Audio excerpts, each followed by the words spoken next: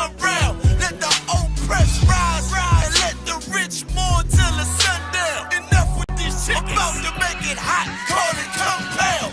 This for my niggas, put the guns in the drugs down. Dwelling in peace till the Lord call for the bloodhounds. Try to design my death and got beside yourself. Swore drawn for what you perform. How you gon' hide yourself? Devil's got to die for his lies and his dreams. I got no love for them crackers. Nah, just cruel intentions. And in my father's house is spinning mansions. I got plenty bitches. Worthy of vengeance. This your death sentence. I'm talking to you. Slaughter, yeah, slaughter, yeah, slaughter, yeah, slaughter, yeah, slaughter, yeah, slaughter, yeah, slaughter.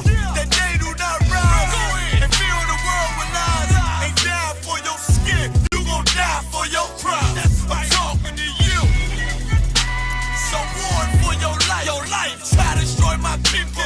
You gotta pay the price, nigga.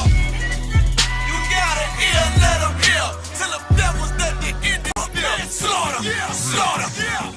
Now they shook from vicious words out this handbook. About to take these rappers back to school. My flow sand and hook. They crossed the line, ain't no coming back. You became no cowards. The only thing sweet is the honey jet. Righteous is the Lord. Give me rest from my sorrow. And hand down death for them devils. There's no tomorrow. Why? Cause they violence leave a man a stiff corpse. You see a flag and a badge. I see horns and a pitchfork. Go ahead. So please believe me. The white man is a demon. And I ain't gon' vote for them to free me. No. They beat us till we the color purple. That's why this knife to they throat like ceiling. You got this nigga on his knees. They wanna have peace. We screaming, let this bitch burn at 1,000 degrees. I'm laying in the bosom of revenge. I told her I'd do anything she please as I squeeze on the double D's. Fuck you mean? I'm talking to you. Slaughter, yeah, slaughter, yeah, slaughter, yeah, slaughter, yeah, slaughter, yeah, slaughter, yeah, slaughter. That they do not rise and fill the world with lies. Ain't die for your skin, you gon' die for your crime. I'm talking to you. So warn for your life. Your life. Try to destroy my people. You gotta pay the price, nigga. You gotta hear, let them hear. Till the devils that they end it still. Slaughter, yeah, slaughter, yeah. The police just shot him for no apparent reason. No reason at all. They asked for license and registration.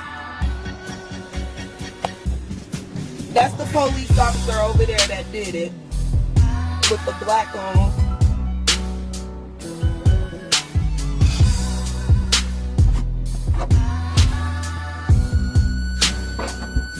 I can't really do shit because they got me handcuffed. I can't believe they just did this. I'm fucking back! Ah! It's okay, I'm right here with you.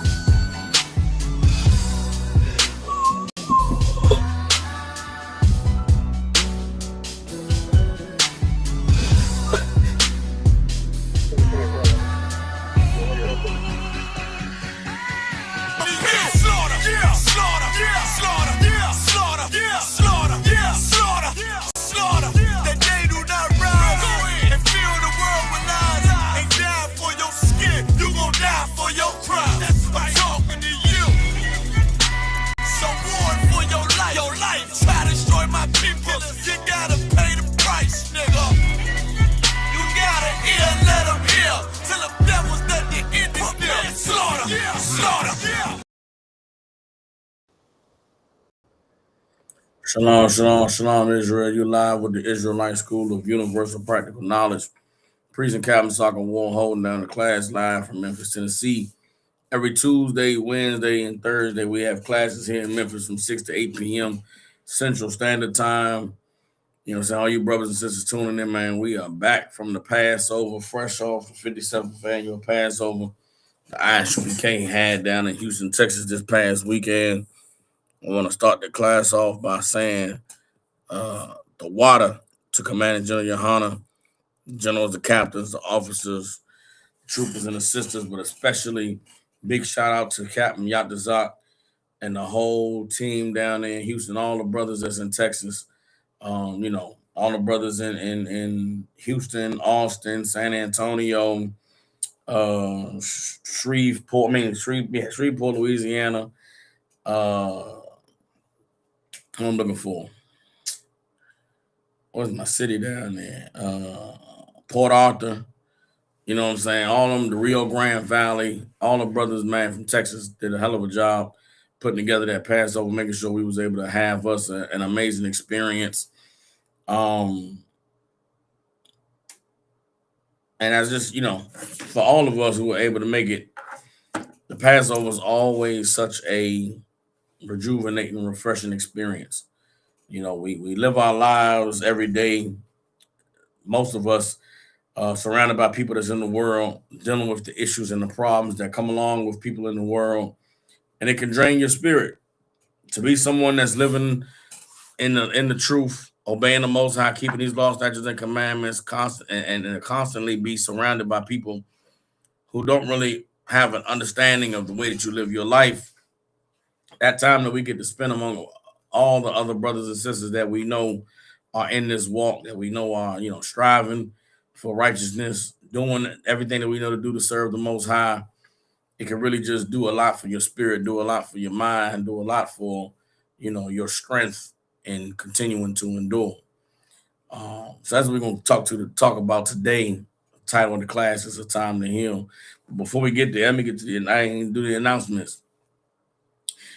I'm preaching Captain Soccer War, you live, with the ISUPK. Since 1969, the Israelite School of Universal Practical Knowledge has been teaching so-called Blacks, Hispanics, and Native Indians the truth according to the Bible. What is the truth? The truth is that so-called Blacks, Hispanics, and Native Indians descend from the greatest people that have ever walked the face of the earth. The Bible identifies us as the lost 12 tribes of the nation of Israel. And in the year 2026, there's nothing more important than God's chosen people learning the truth of who they are, where they come from, and what their purpose is on this earth. What we like to do with these classes is give brothers and sisters a chance to go into this book called the Bible, to gain the knowledge, wisdom, and understanding that the Most High has placed inside of this book, so that we can come back to being the people He called us to be, and to reclaim our righteous place on the earth as kings, priests, princesses, and daughters of Zion. With that being said, I'd like to start the class off with questions. If any brothers and sisters have questions, type them in. If anybody has questions in the room, raise your hand. If you're tuning in online, make sure that you type in your name and the city that you're tuning in from. Also, if there's any brothers that would like to join the class, to be able to be seen on the screen and ask questions, or to be able to read scriptures, all you have to do is just type in Salaki Circuit, I join the class. That go for sisters as well. If anybody wants to join in the class and be able to be seen on the screen, I can facilitate that. You just gotta let me know that you want to join in the class. But it's important for attendance record's sake that if you're tuning in, you state your name, your city, where you're tuning in from, so we can make sure we get your attendance. That's especially for young brothers that's in the school that aren't already troopers or officers, and for any sisters that are looking to, grow in the truth and become affiliated with the school. All right. So if we don't have any questions, we'll go into tonight's topic, which is a time to heal. All right. A time to heal. The Bible is very keen on the different phases that we go in and out of throughout our lives.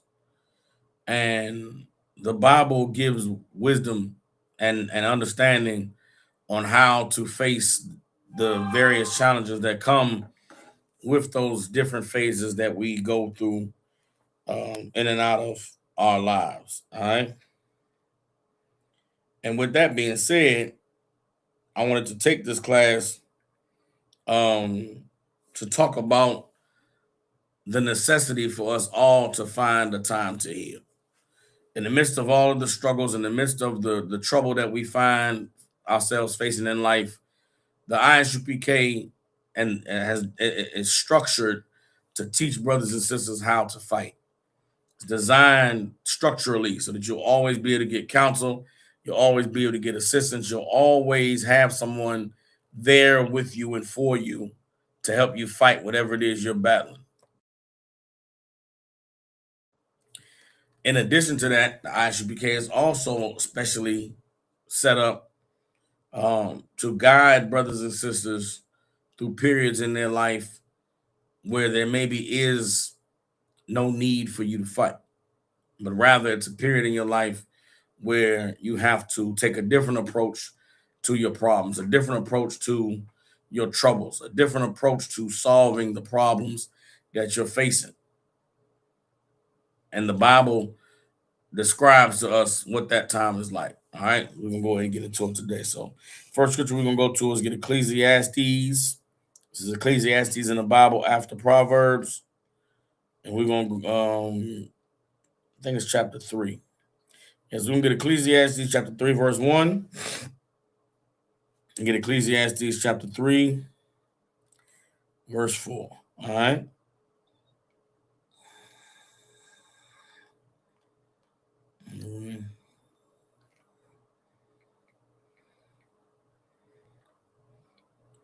All right, this is Ecclesiastes chapter 1.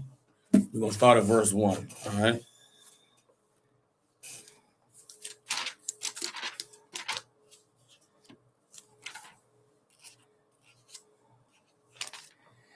All right, Ecclesiastes chapter 1, verse 1. Oh, no. Ecclesiastes chapter 1, chapter 3. So, like Ecclesiastes chapter 3. We're going to start at verse 1. Bear with me.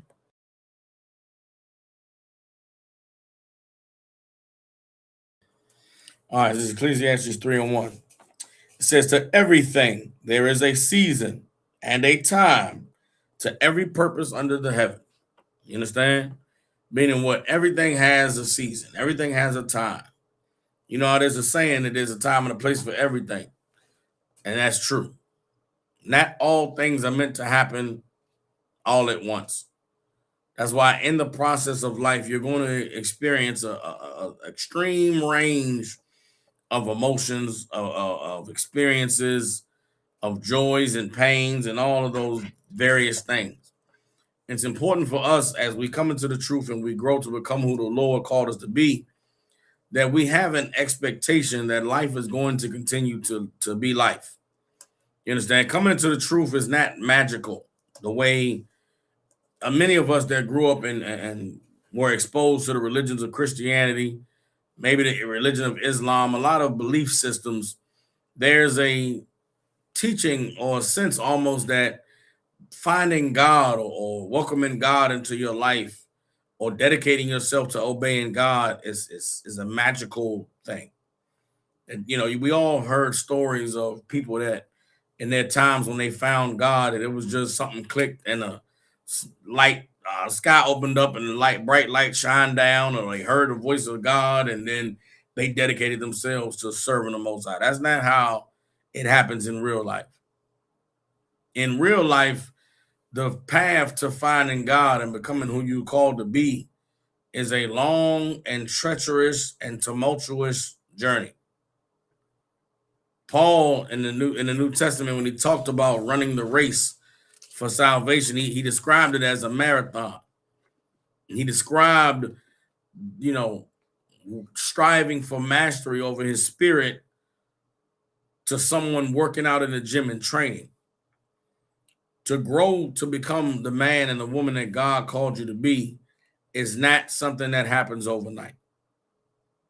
The time it takes to learn the lessons that are required for you to have the wisdom to know how to defeat and avoid the traps and the attacks that the enemy sends our way, it requires time. It requires, lessons to be learned, mistakes to be made, trips and stumbles and falls that require you to find the strength and the courage to get back up. Understand that wherever you may find yourself, whether it's in the midst of a stumble, whether it's having just fallen down, whether it's having conquered something that you never imagined yourself being able to conquer or get over, the Lord has set a time for you to have that experience. You understand? So it's important that we glory and joy in the highs, but also keep sight and stay focused in the times that we are low. And know that no time is meant to last forever. There's no trouble that cannot be gone tomorrow. There's no joy or happiness that cannot be turned to pain. If you can accept and acknowledge that there's a time and a season for every purpose under the heaven, then you can prepare yourself to live a full life. Everybody understand? Let's keep reading Ecclesiastes 3:3. It says, a time to kill and a time to heal, a time to break down and a time to build up. Everybody understand? There is a time to kill, but there's also a time to heal.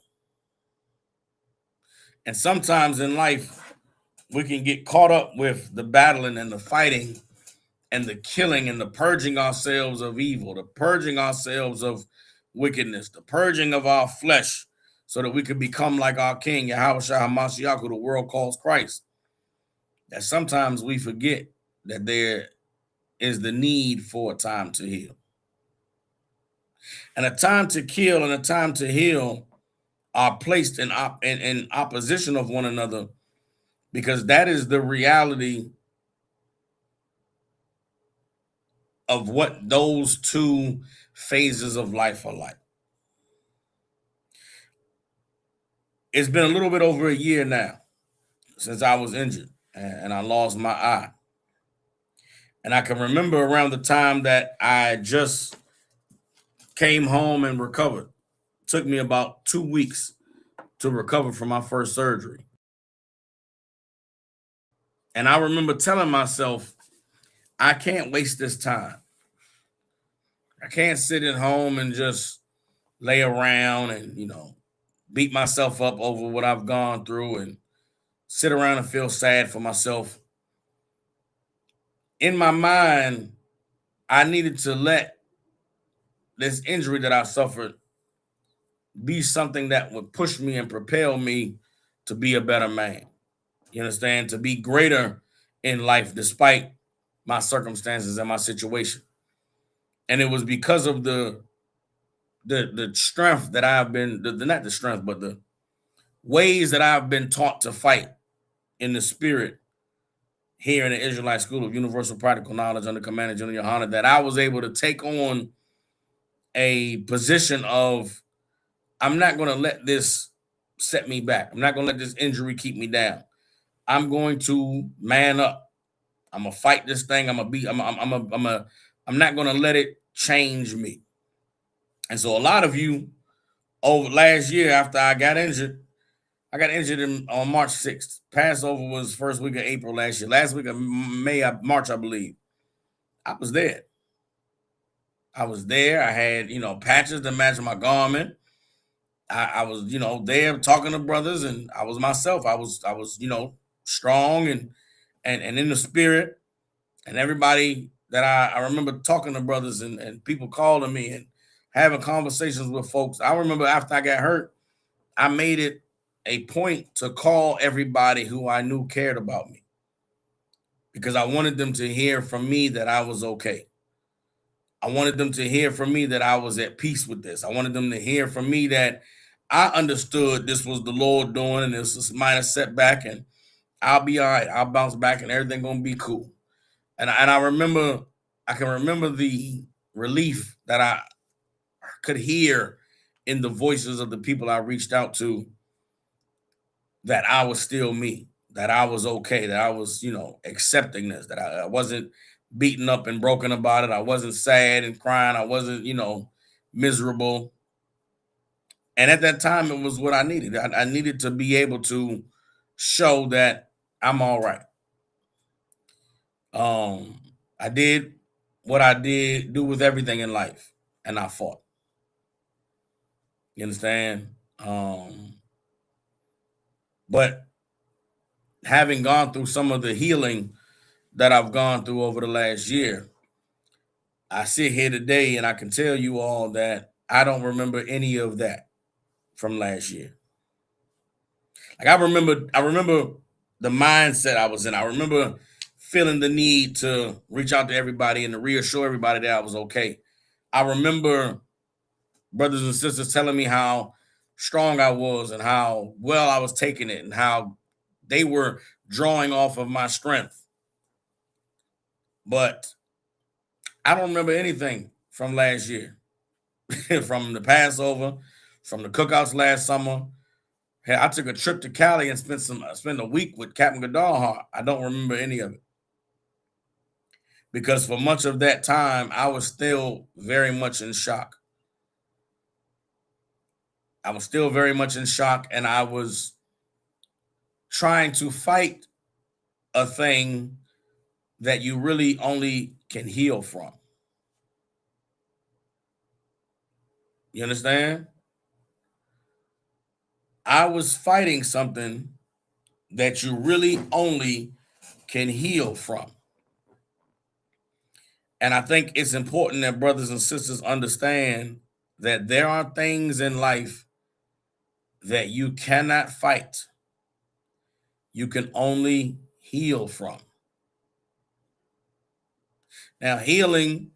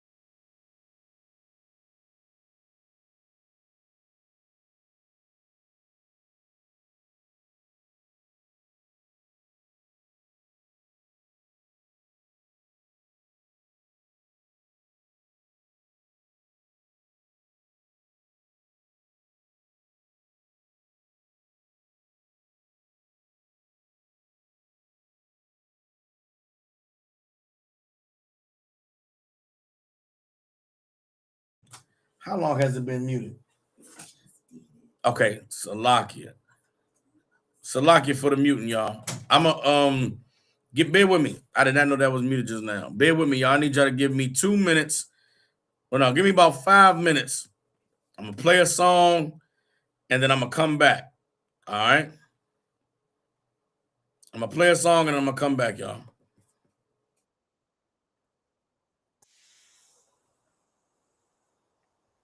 Bear with me. Brother in my blood, and I will die and kill for him if necessary. It's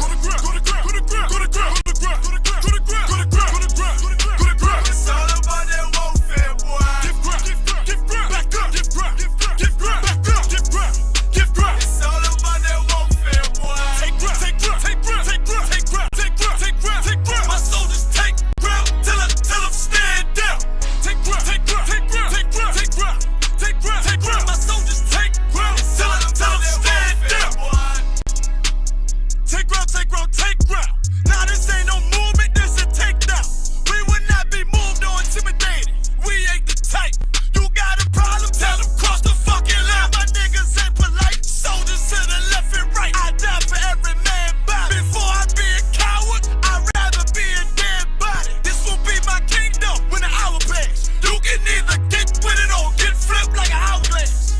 We live by honor and no excuse. Just sit the prayer up to the Lord. I told him, then let all the terrorists loose. Hold your tongue or get rebuked, cause you made a truce. With a race that made merchandise out of my abuse. Scared of who? You got your gun, then pull it. Me and my niggas start to argue, it's about who gon' bite the bullet. It gon' take round. Opponents better move slow. Attack dog for this truth. Nigga, cool yo. Go to ground. It's all about that warfare, boy. Give ground. Back up. Give ground. It's all about that warfare, boy. Take ground. My soldiers take ground till I'm stand down. Take ground. My soldiers take ground till I'm stand down. Oh, thought you could cross us with no consequence, but you will pay dearly. You should've used your common sense. My zeal lit, that means you could never prevail. Hey, with a true sit, hey, when warriors dwell. Be wise with them weapons, cause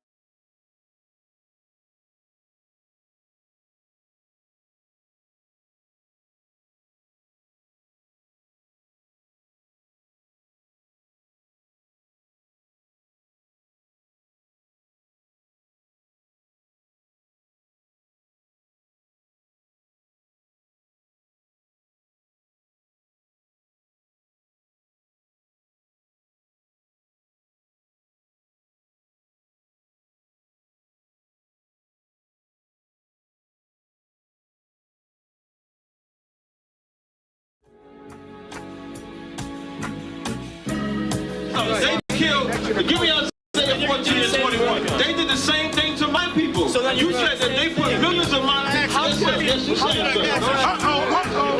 Should a murderer go to jail for murdering? Absolutely. Should a thief go to jail when he steals? Absolutely. Should a robber pay back the money he robbed? Absolutely. So why shouldn't the white man pay for what he did? That's right. That's right. One day you'll see just how it feels. Payback is a dog. It's a dog. Payback is a dog. It's a dog. Payback is a dog. It's a dog. Payback is a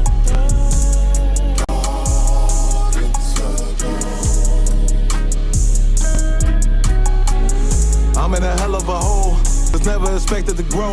Just obstacle set in the road, that a result of me selling my soul. The story I'm telling is cold, but yet it's what everyone knows. The white man's the devil is known. America was never a home, only a place of captivity, safe facility, hating disfigure me. They claim that I'm lazy, be killing me. Maybe the slavery draining my energy. 400 years and counting, the trail of my tears is countless. Main fact that them here is astounding, but I can't wait till this shit is surrounded. Ready to tangle my king and the angel, be ready to rap. Crack in the sky, nuclear missiles and make it official. I'm capturing every cracker surviving. Put them all in chains where they need to be, slavery for me. And let the whole world see that with them in the cage and safer in the streets. Put the dog on a leash, get resolved for the beast. 144, get the ruler show, we could all be at peace. As soon as the trumpets are sound, your kingdom we busting it down. The only way justice is found, the time for your judgment is now. you'll see just how it feels. Payback is a dog. It's a dog. Payback is a dog. It's a dog. Payback is a dog. It's a dog. Payback is a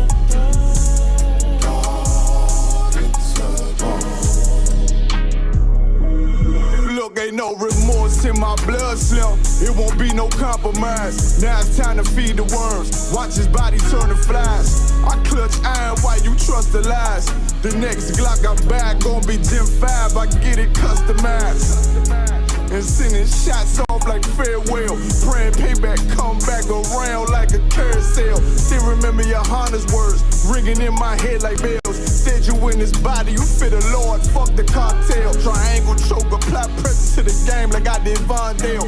Payback's a bitch in a dress, she a bombshell. Revenge is dish served cold, I just hope they making oxtail. Glock fresh out the box, I swear it got that new car smell. Made myself a target in a world of mass shooters. There was design fire for our babies to pass through. In the day of our king's reign, I'll be overzealous. They bought my jealous, I bought brand new parabellums. Someday you'll see just how it feels. Payback is a dog. It's a dog. Payback is a dog. It's a dog.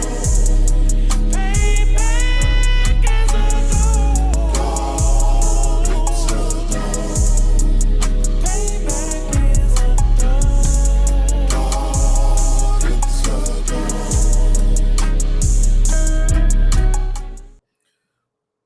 All right. Shalom. Salaki, Ezra. I believe I might have fixed the technical difficulties. Let me get a one. One is up in the chat if y'all hearing me. Your one's up in the chat if y'all hearing me. So I see Officer Maccabi said maybe 1 or 2 minutes. The last thing you said was you can only heal from. Okay, so where I was let's go back to the scripture. Get us back where we were. All right. Let's get back to Ecclesiastes chapter 3. We're going to read verse 3. All right. Ecclesiastes 3:3 says, a time to kill and a time to heal, a time to break down and a time to build up. All right. So I was talking about understanding the difference between the times when we face adversities and problems in life that we have to fight, and the time in life that requires for us not to fight, but to heal. Everybody understands. And understanding the difference can be difficult for a brother or a sister who only knows how to fight. Particularly, this is for the brothers out there. A lot of us, before the truth, whatever your life was, when you come into the truth, everything is about war. Everything is about going to battle, fighting, overcoming, enduring, getting through. This, like I said, the structure of the school breeds and builds a man to exude strength and dominance and be the master of his domain. And it's amazing for the spirit of a black man in this society today to learn how to embody that strength, to learn how to be a man that handles his responsibility and faces the challenges and difficulties that life brings his way and sees it head on. You know what I'm saying? And a lot of us have been fine-tuned as warrior machines, not just physically in the way that we are prepared and capable to inflict damage and deal with violence, but also in the way that we battle spiritually with the issues and the problems that may plague our relationships with our woman or with our family or with our children. The ISUPK breeds men of war. Exodus chapter 15, verse 3 says, the Most High is a man of war. Yahweh is his name. And if we are the children of the Most High, then what does that make us? That makes us men of war. But for every battle that men of war fight, there's a period where you must address the injuries that you suffered in the battle. You have to go to the infirmary and to get some ointment and some balm and some, bandages. Why? So that you can heal those wounds, so that you can recover from that battle. And I had many conversations with brothers and sisters over this past week in Houston for the Passover that made me understand that many of us are facing challenges and difficulties in our lives that we now must learn to heal from. My experience this past year recovering from the injury that took my right eye from me forced me to have to learn how to heal. And in the process of me having to heal from this physical wound that I suffered, the Lord healed me from a whole lot more.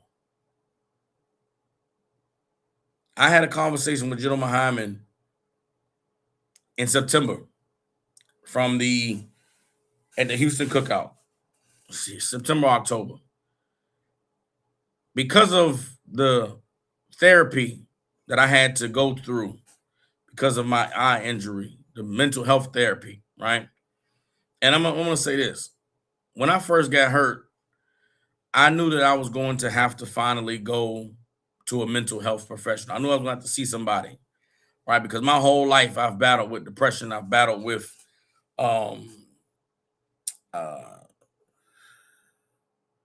self-doubt.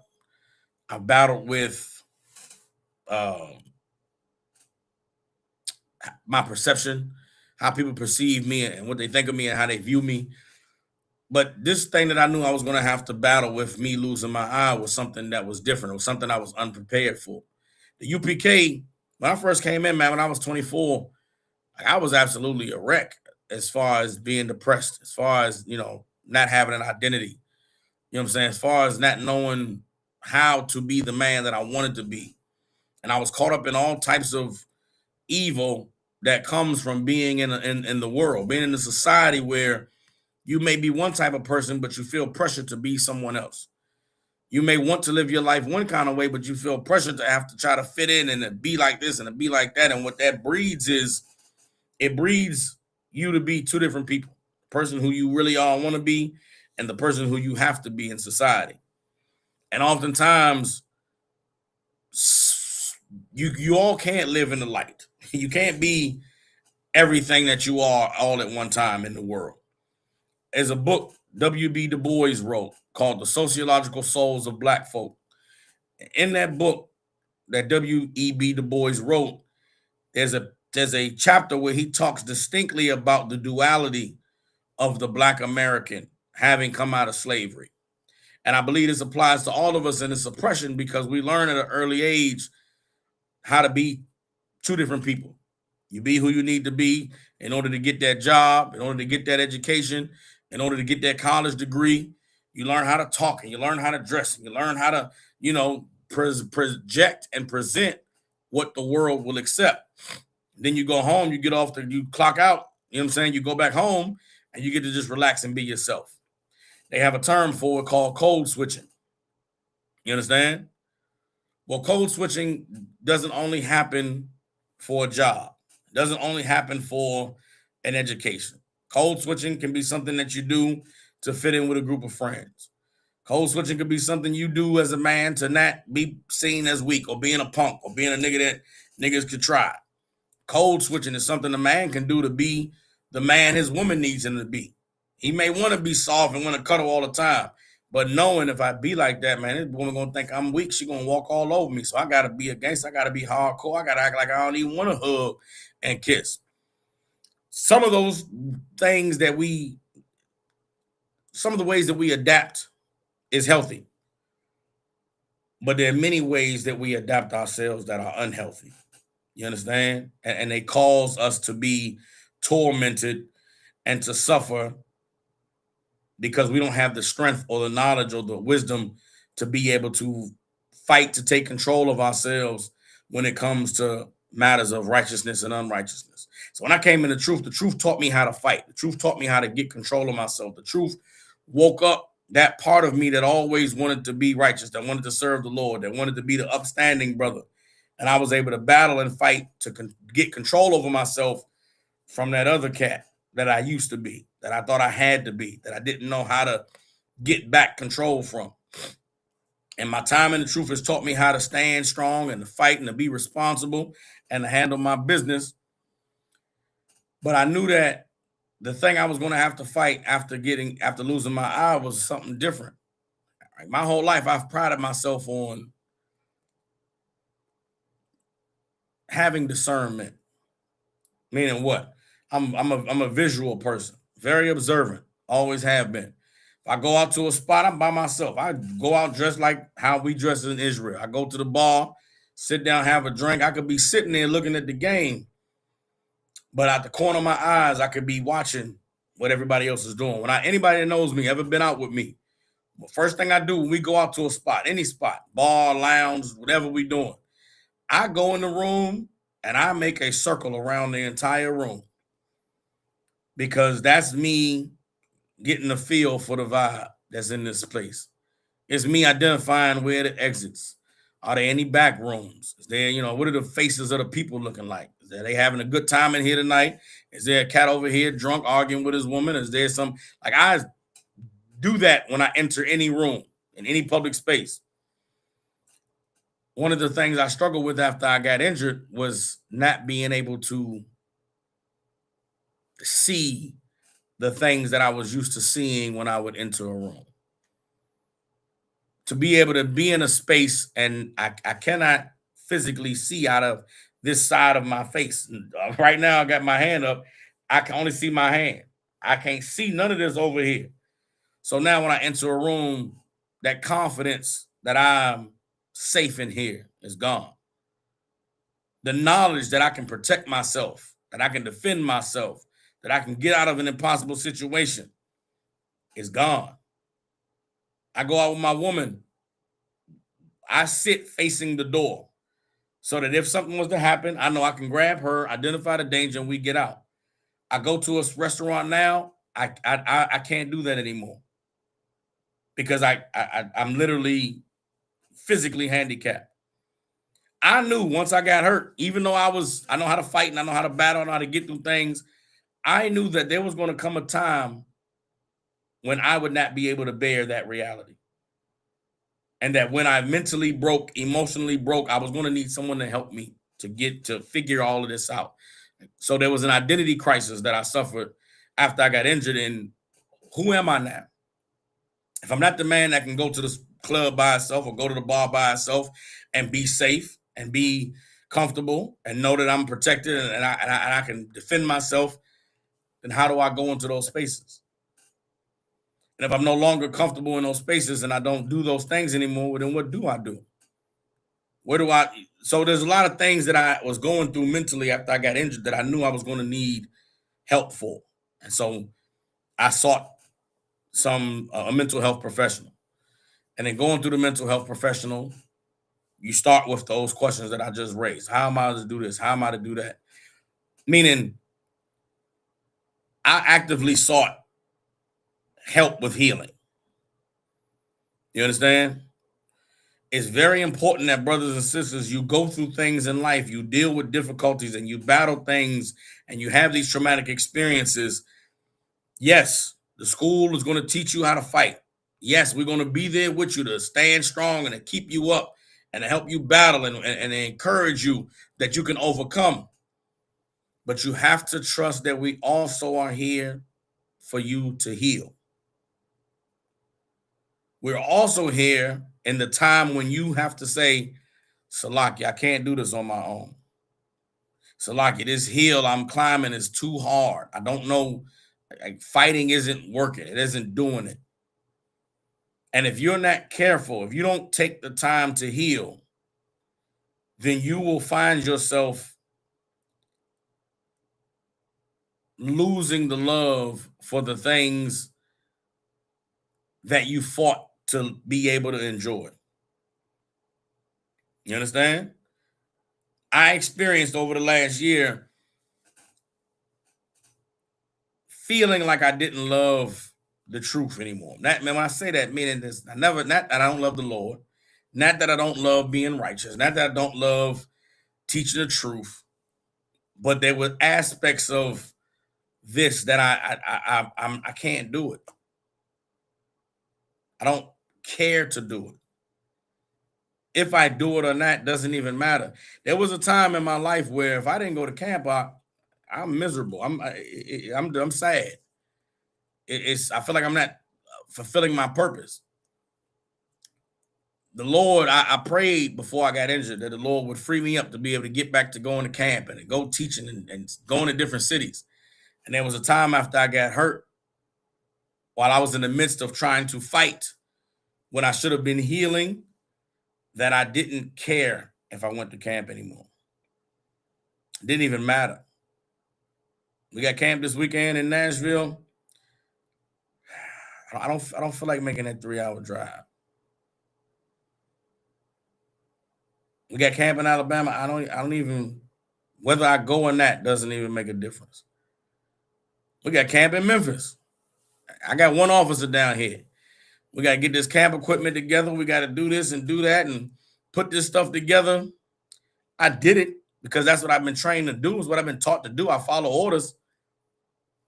But I didn't even care if I did it or not. That's a problem. That's a sign that something is broken. That's a sign that you are avoiding addressing something that is causing you trouble in a way that you don't even understand. And if you can relate to what I'm saying about anything in your life, then it means that you have some healing to do. You understand? Now, as I'm feeling these things, what do I do? Do I just sit on it? Do I just tough man my way through it? No. I pick up the phone. I call for counsel. I called General Muhammad. I talked to him. I tell him, maybe since I got hurt, I've been doing this and doing that. I've been running and tried to, be strong and everything, but there's certain things that's just not what they were anymore. And I don't know what to do about it.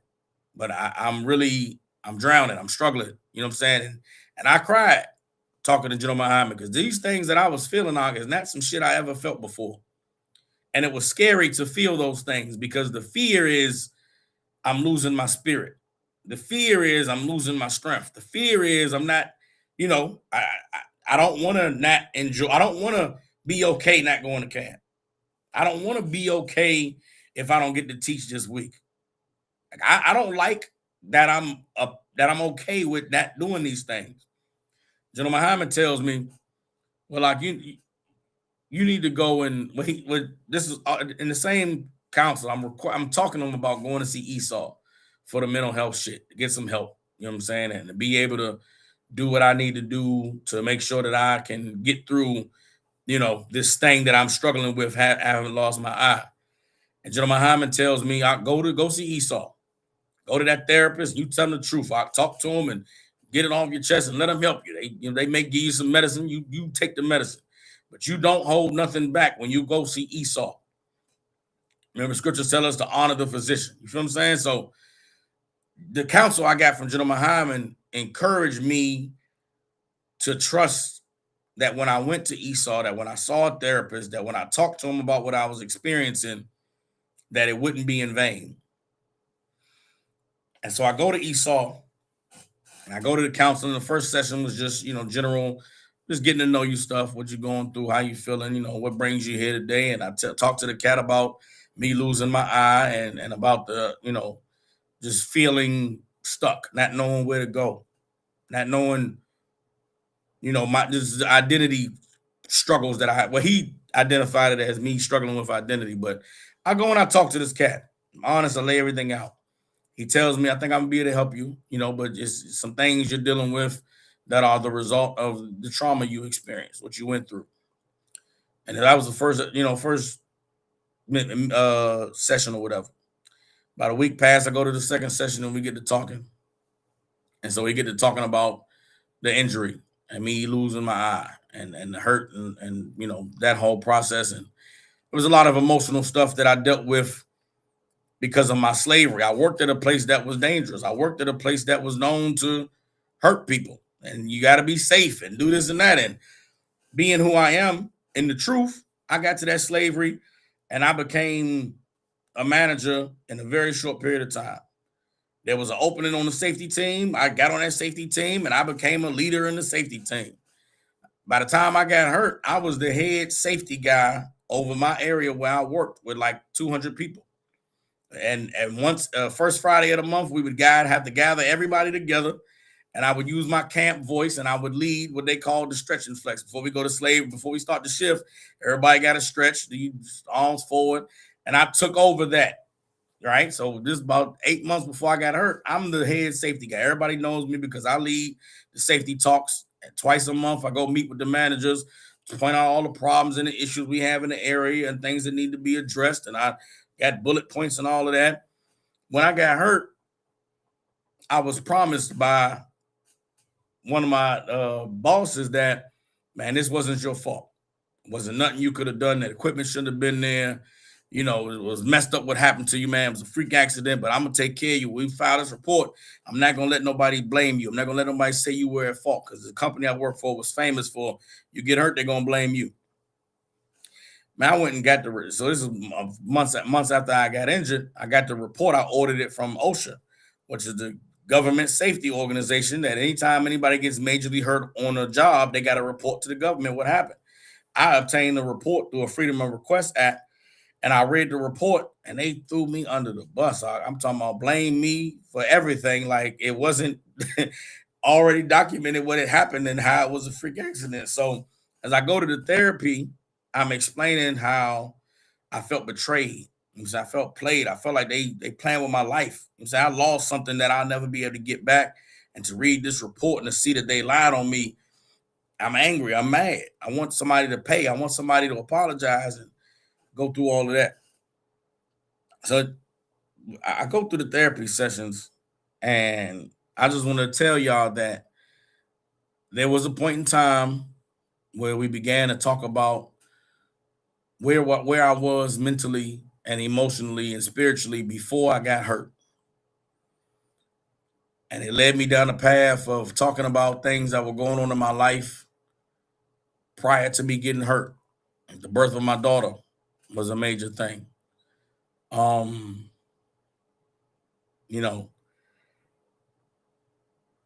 Me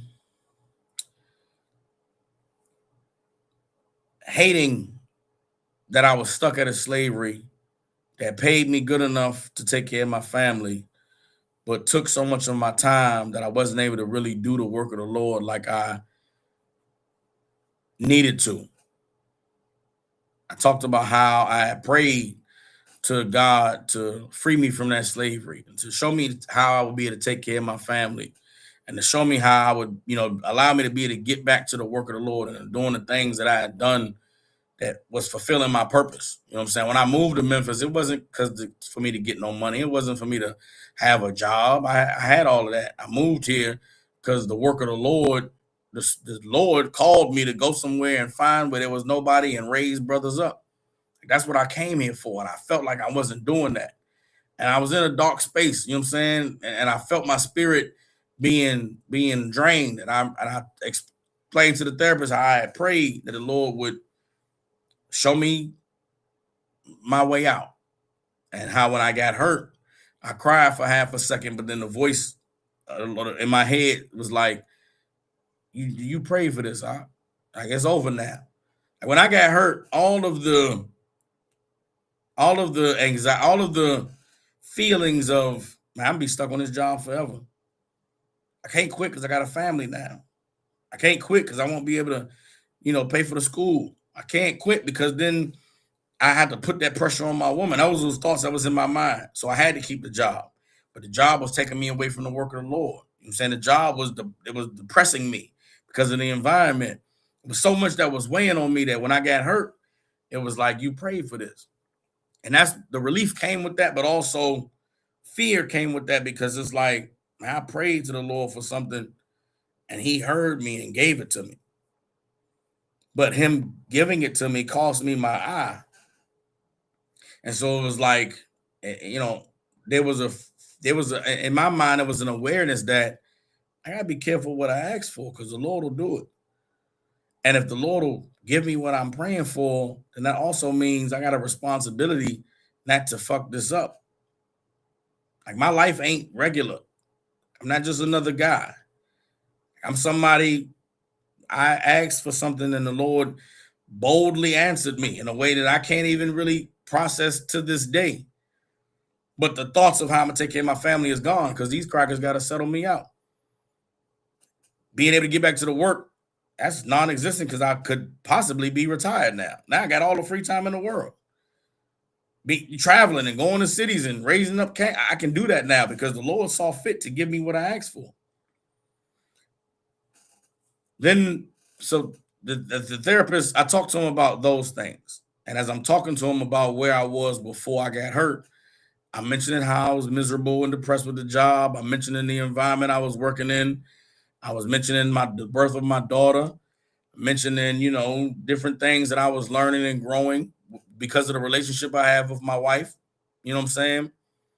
And then we got to talking about a previous relationship that I had and someone who was very close to me for a lot of years of my life dying in a very abrupt way.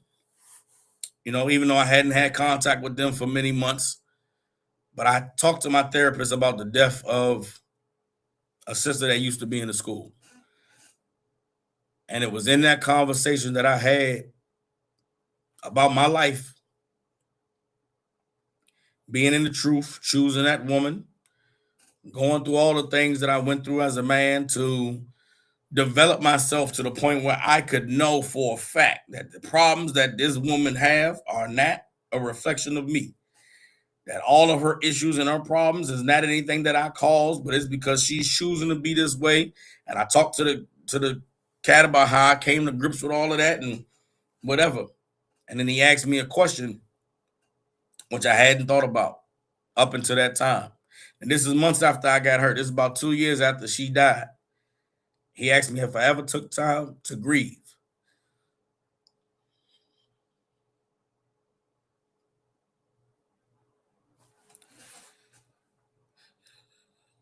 And when he asked me that,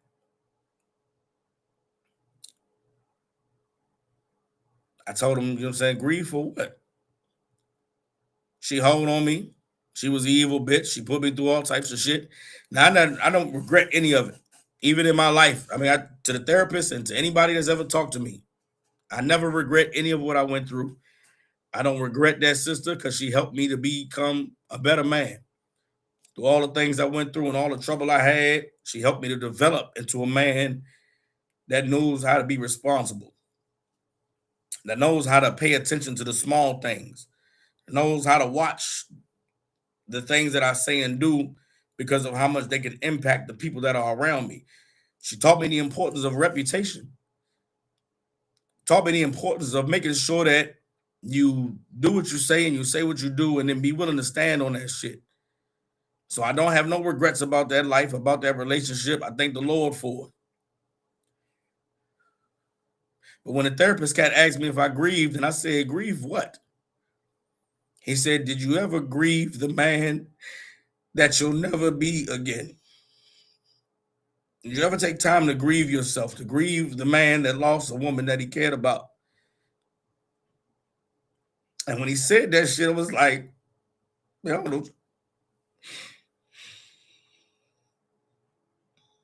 I said I wasn't going to cry, y'all. And listen, I'm not crying because of anything sad or whatever, right? But sometimes the shit be heavy. But he asked me if I grieved the man that I used to be. Man, and when he said this shit, I thought about the kid that was 24 years old. And when I came into the truth, and I thought about the man that did so much horrible shit in the world, that when I came into truth and I gave my life to the Most High, I prayed and asked the Lord, and if he ever gave me a wife, gave me a woman that would be in the truth, that would serve him, that I would do everything to honor that marriage and to honor that woman. And that I would never turn my back on her. I would never put her away. I would never do anything evil to that woman.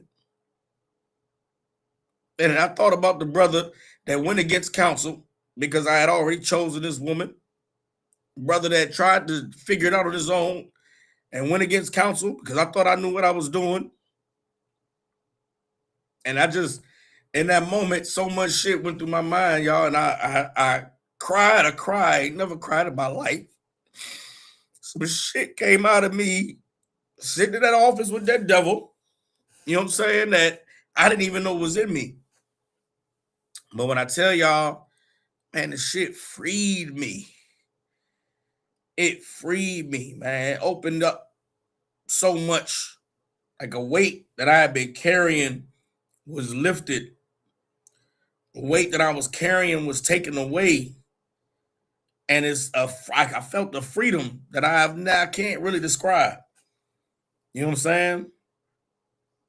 And as I'm crying over the reality that I never stopped to grieve myself, the cat handed me a little piece of paper.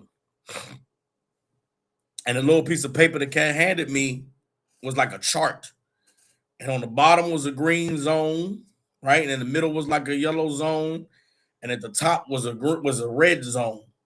And what was listed on this sheet were physiological reactions to trauma, right? And at the bottom was like light trauma, or it was like no trauma. You good, healthy, enjoying life. You organize and set things, and you know you on time for stuff, and you somebody who got their life in order. Basically, is in the green zone.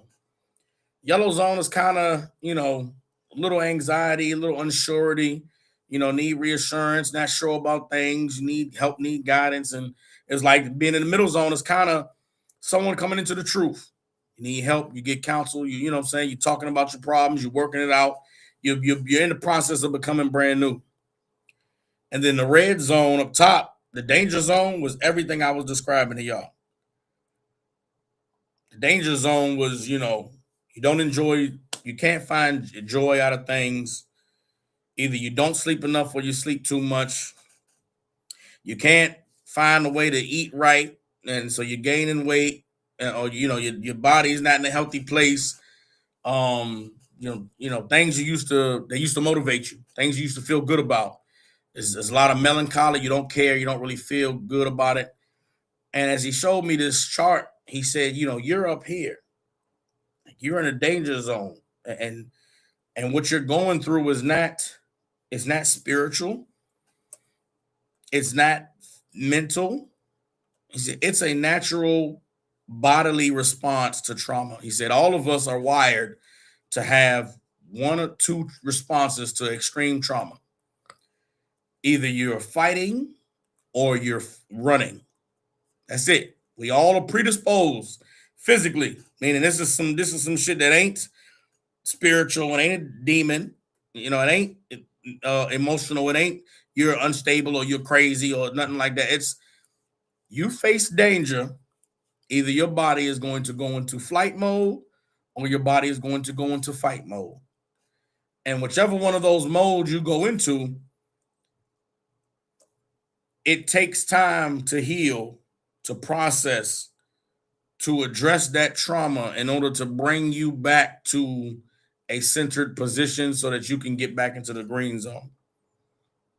And as he's explaining this to me, I'm reading it and I'm thinking about my life, thinking about the things I've been through. And then the devil said to me, he said, you are not struggling because you are weak. You are not struggling because you are not strong enough. You are not struggling because you're not fighting hard enough. You are struggling because you have not allowed yourself time to heal. I was already crying. He said that shit. It was like I had tears in places I didn't know I had tears. You know what I'm saying? Meaning, after I got hurt, the man you all saw last year, the Passover, at all the cookouts at the events and moving normal as though nothing happened to me, that was a man that was in fight mode. I was in a shock. I was in a shock response. I was shocked. And I didn't know how to rest. I didn't know how to relax. So I just kept moving. I kept acting like everything was all right. Everything was normal. When really on the inside, I was on autopilot. I'm saying not really feeling anything, not really processing anything, not really taking anything in. I tell y'all, like I said, I don't remember last year at all. Because whatever I did after I got hurt until I went and saw this therapist, it was just a big blur. But when he told me that what I was feeling wasn't a result of, me being weak, I was able to accept that something horrible happened to me and that it was okay for me to be able to just do nothing because I needed to heal. That I was okay to do nothing so that I could, process this. And being in the truth, Akim, that was the hardest thing for me to do. I didn't know how to do it until I sat in that therapy with that guy, and he told me these things that I needed to hear so that I could just rest. But I'm telling y'all this to say, after these things were revealed to me in this therapy session, I was paralyzed for about a month, meaning being given permission to heal, being given permission to accept that I was hurt, being given permission to grieve caused me to have to reset. And that reset caused me to have to shut down. I just shut down. And if it wasn't for me being at home, receiving workers' comp and all those things, that reset would have been, it could have ruined my life. Meaning, I'm teaching this class and I'm talking about this because I want for brothers and sisters who have trauma that they have not addressed, who have grief that they have not faced, who have something difficult that they have not taken the time to heal from, to go and get counsel, go and see a therapist, go and do what you have to do so that you can begin to heal. Because if you put it off, your body's going to force you to have to heal. Your body's going to force you to have to sit still. And if it comes at you in a time that you are not prepared for it, it could paralyze you, could shut you down. And so I know that some of the things that I go through is not for me. Some of these things I go through, not some of these things, my entire life, everything I've ever dealt with, I go through it and I don't know why am I going through this. I don't know what the purpose is. What I know is that whatever I go through, the Lord is with me. He'll bring me out of it. Let me get some scriptures. So these are some scriptures that's going to help you with healing. These are some scriptures that's going to help you acknowledge that you've been hurt, that you faced something traumatic, and that you have to allow yourself time to heal. You understand? Yeah, you have to allow yourself time to be able to accept that there's a process that you have to go through in order to become the person that the Lord wants you to be, having gone through what you've been through. Everybody understands? So these are some scriptures that help me out. And listen, I'm a man of the Lord, been in the truth 15 years of my life.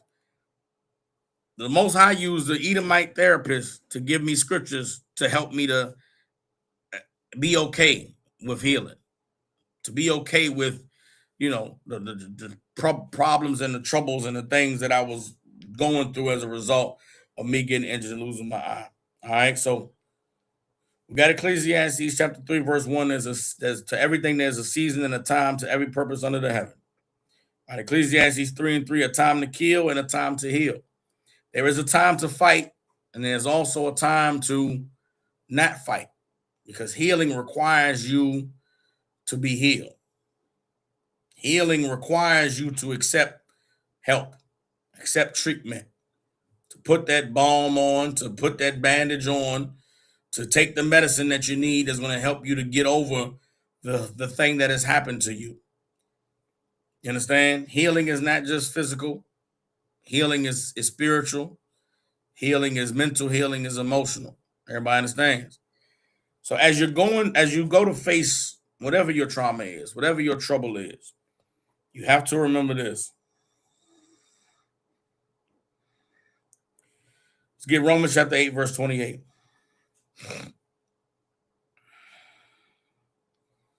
Get Romans chapter 8, verse 28.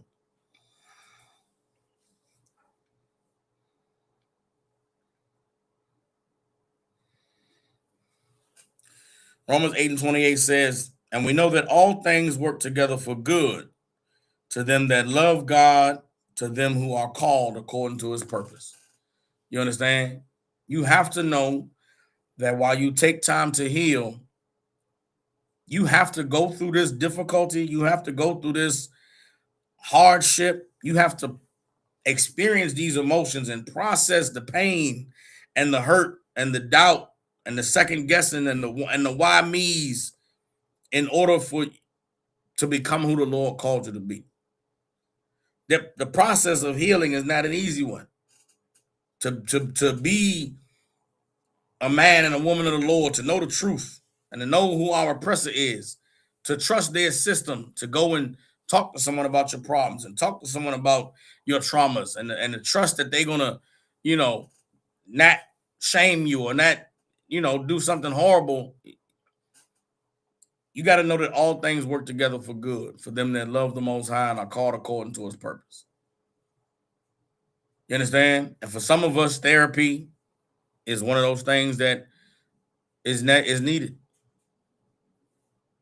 Talking to someone about your life and the horrors and the traumas and the tragedies and the sufferings and the losses that you faced, for some of us is necessary. For some of us, whatever you have to go through to find a time for you to heal, you have to trust that it's the Lord that's doing it. Everybody understands. But yeah, when I first began to heal, I shut down for about a month. I just, it looked a lot like depression, just a lot of sleeping, not really wanting to do nothing. Now I got a wife, I got a daughter. I still got to get up. I still got to, participate. I still got to be present. There's still decisions that need to be made. But as far as like my desire or me wanting or enjoying it or even now remembering it, No. But I kept teaching classes. I kept going, watching classes. I kept going to the therapy sessions. And I say about a month, 4 or 5 weeks, I began to start to feel again. You know what I'm saying? Started to feel again. And there were things that I began to look forward to. Began to look forward to the Passover. Began to look forward to, and listen, in this process of time I'm talking about, man, we lost the school. You know what I'm saying? And the money, I'm not making the money I was making before. Money started to dry up a little bit. I could have went to the school. I could have put in a request. I could have did, but being in the mindset of it's not even important right now. Don't even worry about it. Let the school go. I'm back teaching classes in my spot. Set up a room that was supposed to be my daughter's room. It turned into the priest's office. You know what I'm saying? And teaching class and things, and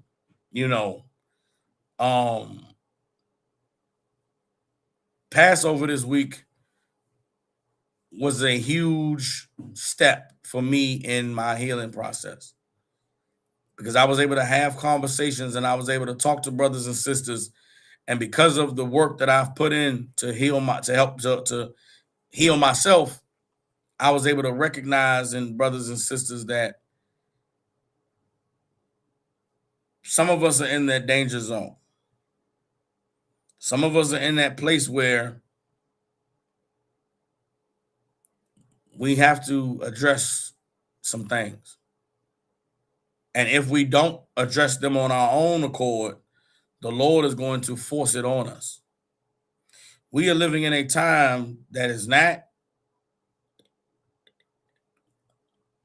We living in a more spiritual time than we were 2 years ago, 3 years ago. And you can see it with what's going on in the world.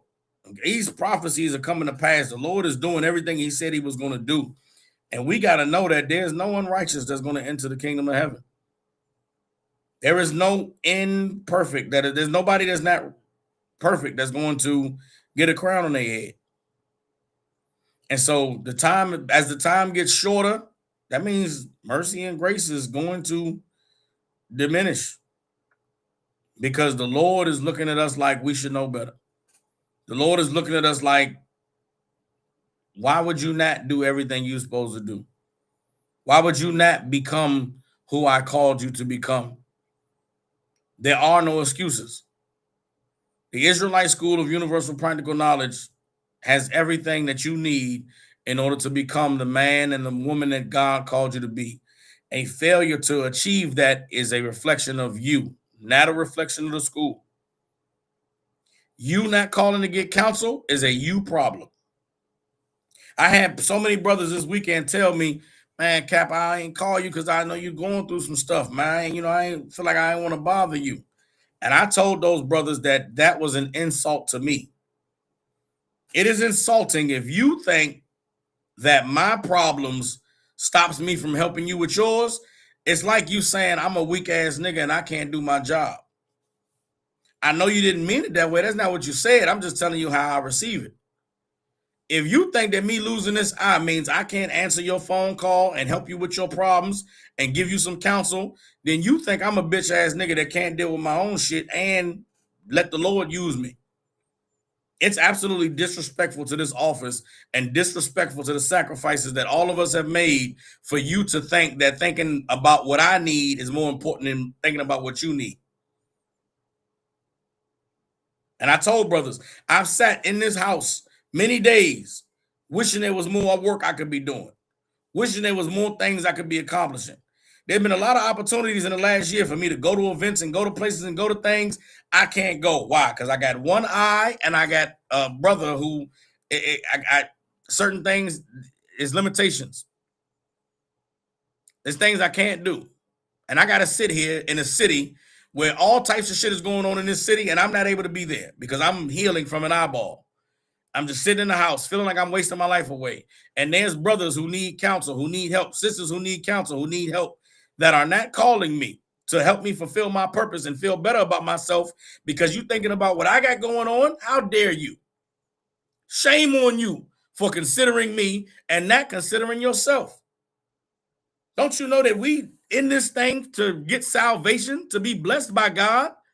You gonna let thinking about what I'm going through stop you from getting the help so you can be a better person? That's some dumbass shit if I ever heard it. Excuse my language. That's dumb as hell. Gentleman Hyman talk in class all the time about how he got to work out and he got 4 wives, and I don't give a shit. I don't give a damn about none of that when I need help.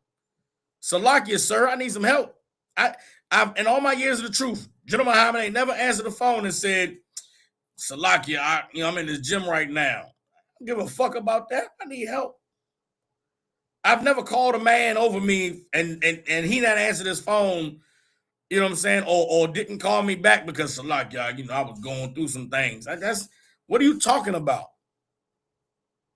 You don't care enough about yourself to get the help you need. If your excuse is, well, I thought the brother might have been busy. You just don't give a fuck enough. I don't know about y'all, but my salvation is the most important thing to me in my life. And I'm not going to let anybody or anything stop me from becoming who God called me to be so that I can be rewarded. And you better do the same thing. You better be doing everything possible, exhausting every resource, looking under every nook and cranny for help so that you can become who you need to be. Sitting around and knowing that there's things wrong with you that you just refuse to get helped, that's a you problem. Salaki, I stopped short earlier in saying that in the midst of me being in trouble and going through what I was going through, I went and got counsel from General Hyman in Houston. And as I go to get the counsel from General Hyman, we had a conversation.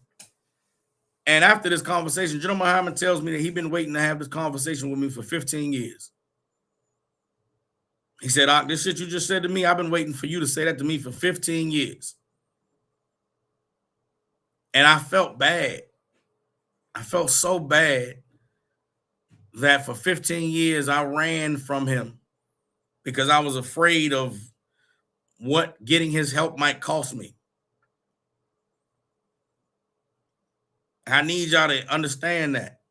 I was in the truth for 15 years, battling something, dealing with something, troubled by something in the back of my mind that I did not get help from because I was afraid of what the help might mean for me.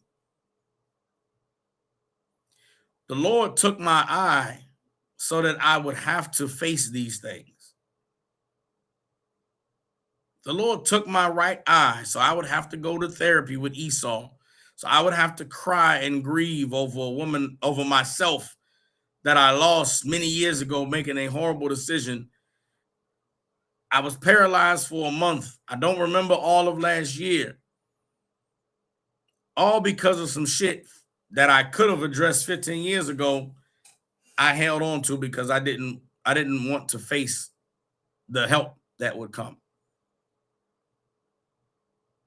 I cannot imagine what you are holding on to. I cannot imagine what you are ashamed to confess. I can't imagine what difficult thing you've gone through in life that you don't want to get help for. But I am telling you, I am pleading with you, you have to get help. You have to say, I'm fucked up and I don't know how to get better. And I'm tired of crying. I'm tired of hiding. I'm tired of waiting for the day when I get exposed. Why wait for the day when you get exposed when you could just go confess? Well, I know why. It's because you're scared. It's because you're ashamed. It's because you haven't grieved yet. Please do yourself a favor and get ahead of the healing, or the Lord will force you to heal.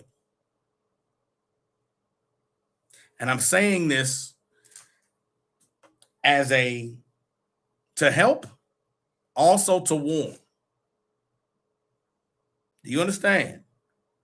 I'm doing this praying the Lord will help you the way he helped me.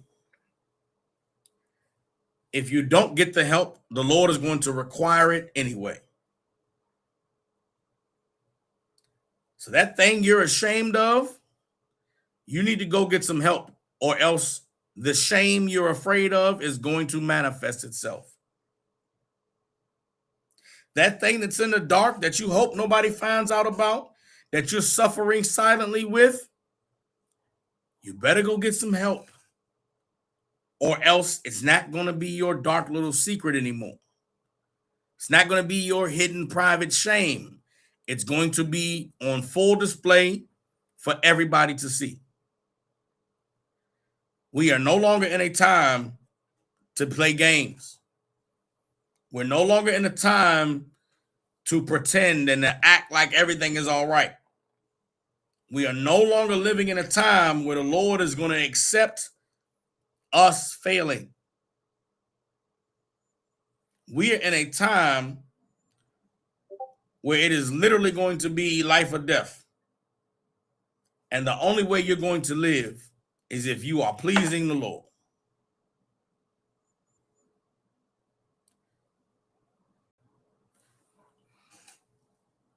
All of us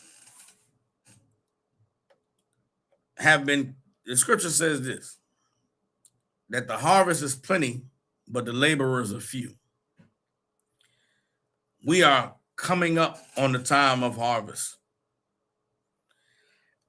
And the laborers that the Lord has, He's going to push them to their max. He's about to try us to get everything that He can get out of us.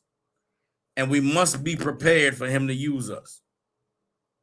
Because He's going to use us whether we want to or like to be used or not. Some of us are going to be used the way I'm described, the way I'm being used right now. Others are going to be used because they're going to be the lesson of what happens when you don't address your shit. There's some of us that are going to be the example of what happens when you run from the Lord and He catches you. I thank the Most High that I came into the truth because I realized I can't run anymore. I thank the Most High that He took my eye when I didn't recognize that I was running again. And He sat me down and had me to face myself and to heal. I thank the Lord that He saw fit for 14 years, 13 years for me to not have children. I've been praying for a long time. I thank the Lord that He saw fit to have mercy on me to wait until I was deserving of a good woman to have children. I thank the Lord that in the midst of not having a purpose and not feeling anything, I had a little girl to look at and say, you can't not do nothing because the Lord gave her to you because you have got to show her who she needs to be. You've got to lift her up and propel her to be a daughter of Zion in this evil, cruel world. For all of us, there are things that there are little blessings that the Lord has given us along the way that we have to understand that those blessings are our responsibility. You understand?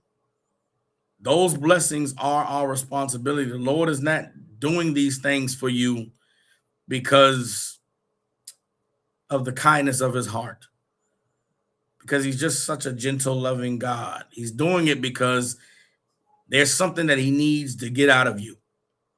He put it inside of you, and He lets you find the truth so that you can grow it and develop it, and He wants it to go out into the world. He wants it to go out into the world and do something amazing. And if He got to make you hurt in order to do that, then He'll do it. If He got to make you suffer in order to do that, then He'll do it. Or you could just accept your calling, fight what you got to fight, face what you got to face, and then heal from what you got to heal from. Either way, the Lord gonna have His way. You know what I'm saying? And I thank the Lord. Like I said, this past weekend was a huge step in my healing. It let me know that I left Houston this weekend feeling like This is why I had to go through the last year. All that shit I was going through was so that I would be able to tell brothers and sisters what I've told them over this past week. And every year after the Passover, there's a rejuvenation, there's a feeling, there's a freshness, there's a desire to hit the ground running and go and run, and it's beautiful. I need it. I look forward to it every year. But this year was something different. You know what I'm saying? I've continued the therapy. I still go to therapy. It's once every 2 weeks now. It's not every week. I'm out of the red. You know what I'm saying? I'm teetering in between the yellow and the green. I'm still battling, still struggling with some things. You know what I'm saying? Some of these things I may struggle with forever. You know what I'm saying? But a lot of it is gone. A lot of the anxiety, a lot of the questioning of myself of, who am I? What is my identity? How do I go through life and accept that I'm not the man I used to be? A lot of that is gone now. You know what I'm saying? I've addressed it. I've healed from it. I'm better because of it. You know what I'm saying? And I thank the Lord. I thank the Lord that He's always allowed me to understand why me. And that's one of the most difficult things for us to accept.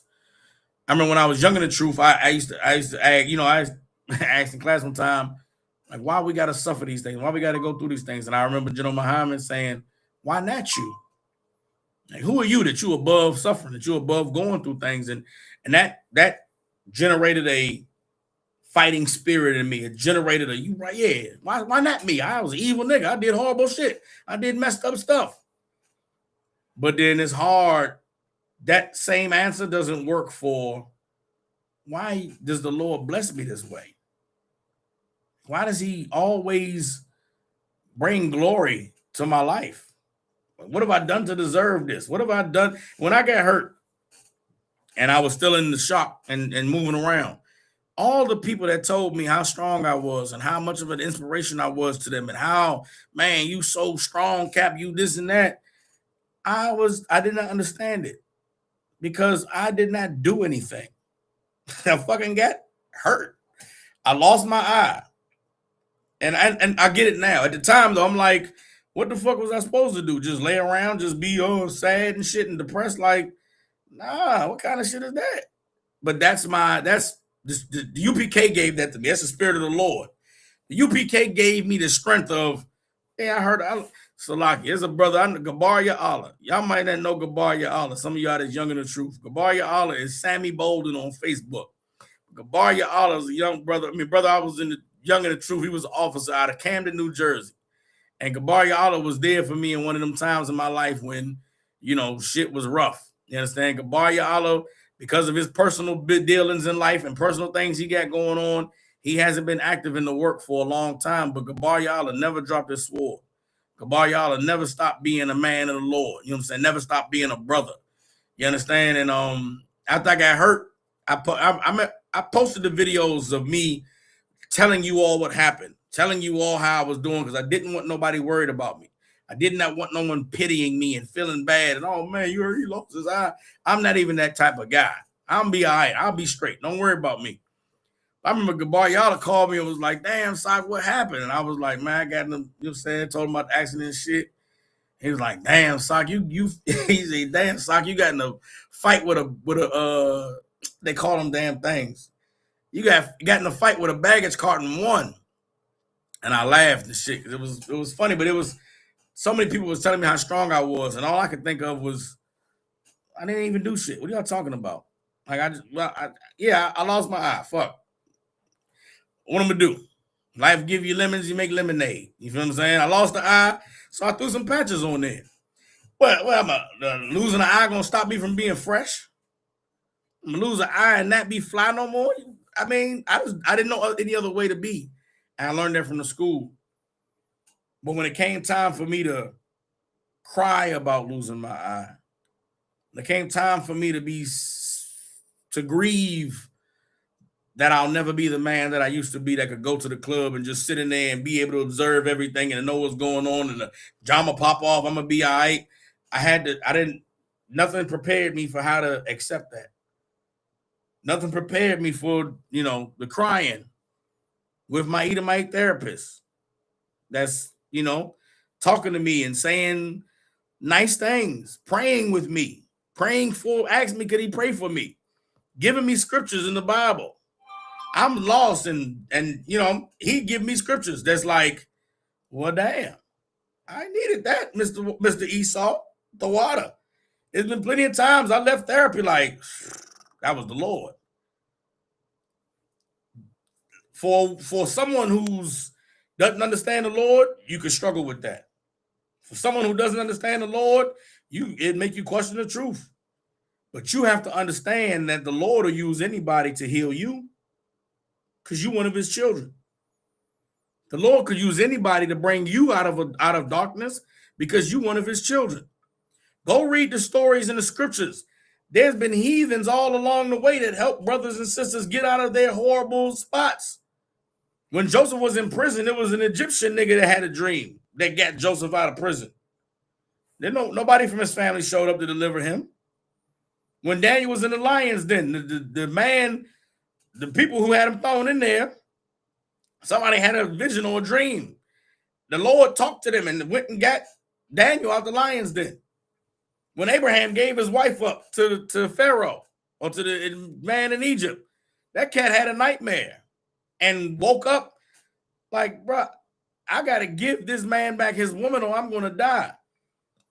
The Lord will use an Edomite who probably is conservative with goddamn the Confederate flag on the back of his car. You'll go and sit in therapy or go to the doctors and they'll heal you.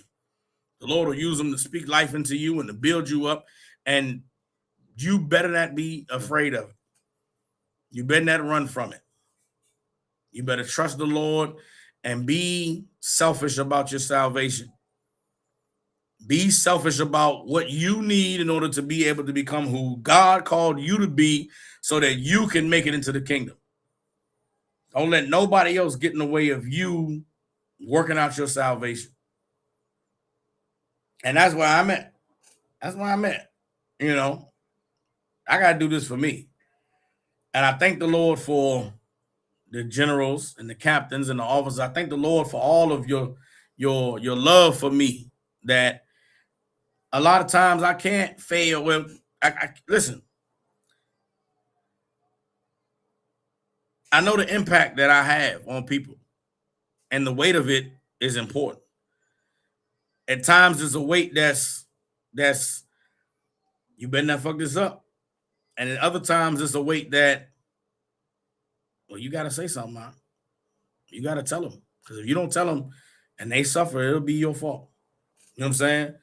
And that's what this class was for. Many of us are in a time that we have to heal.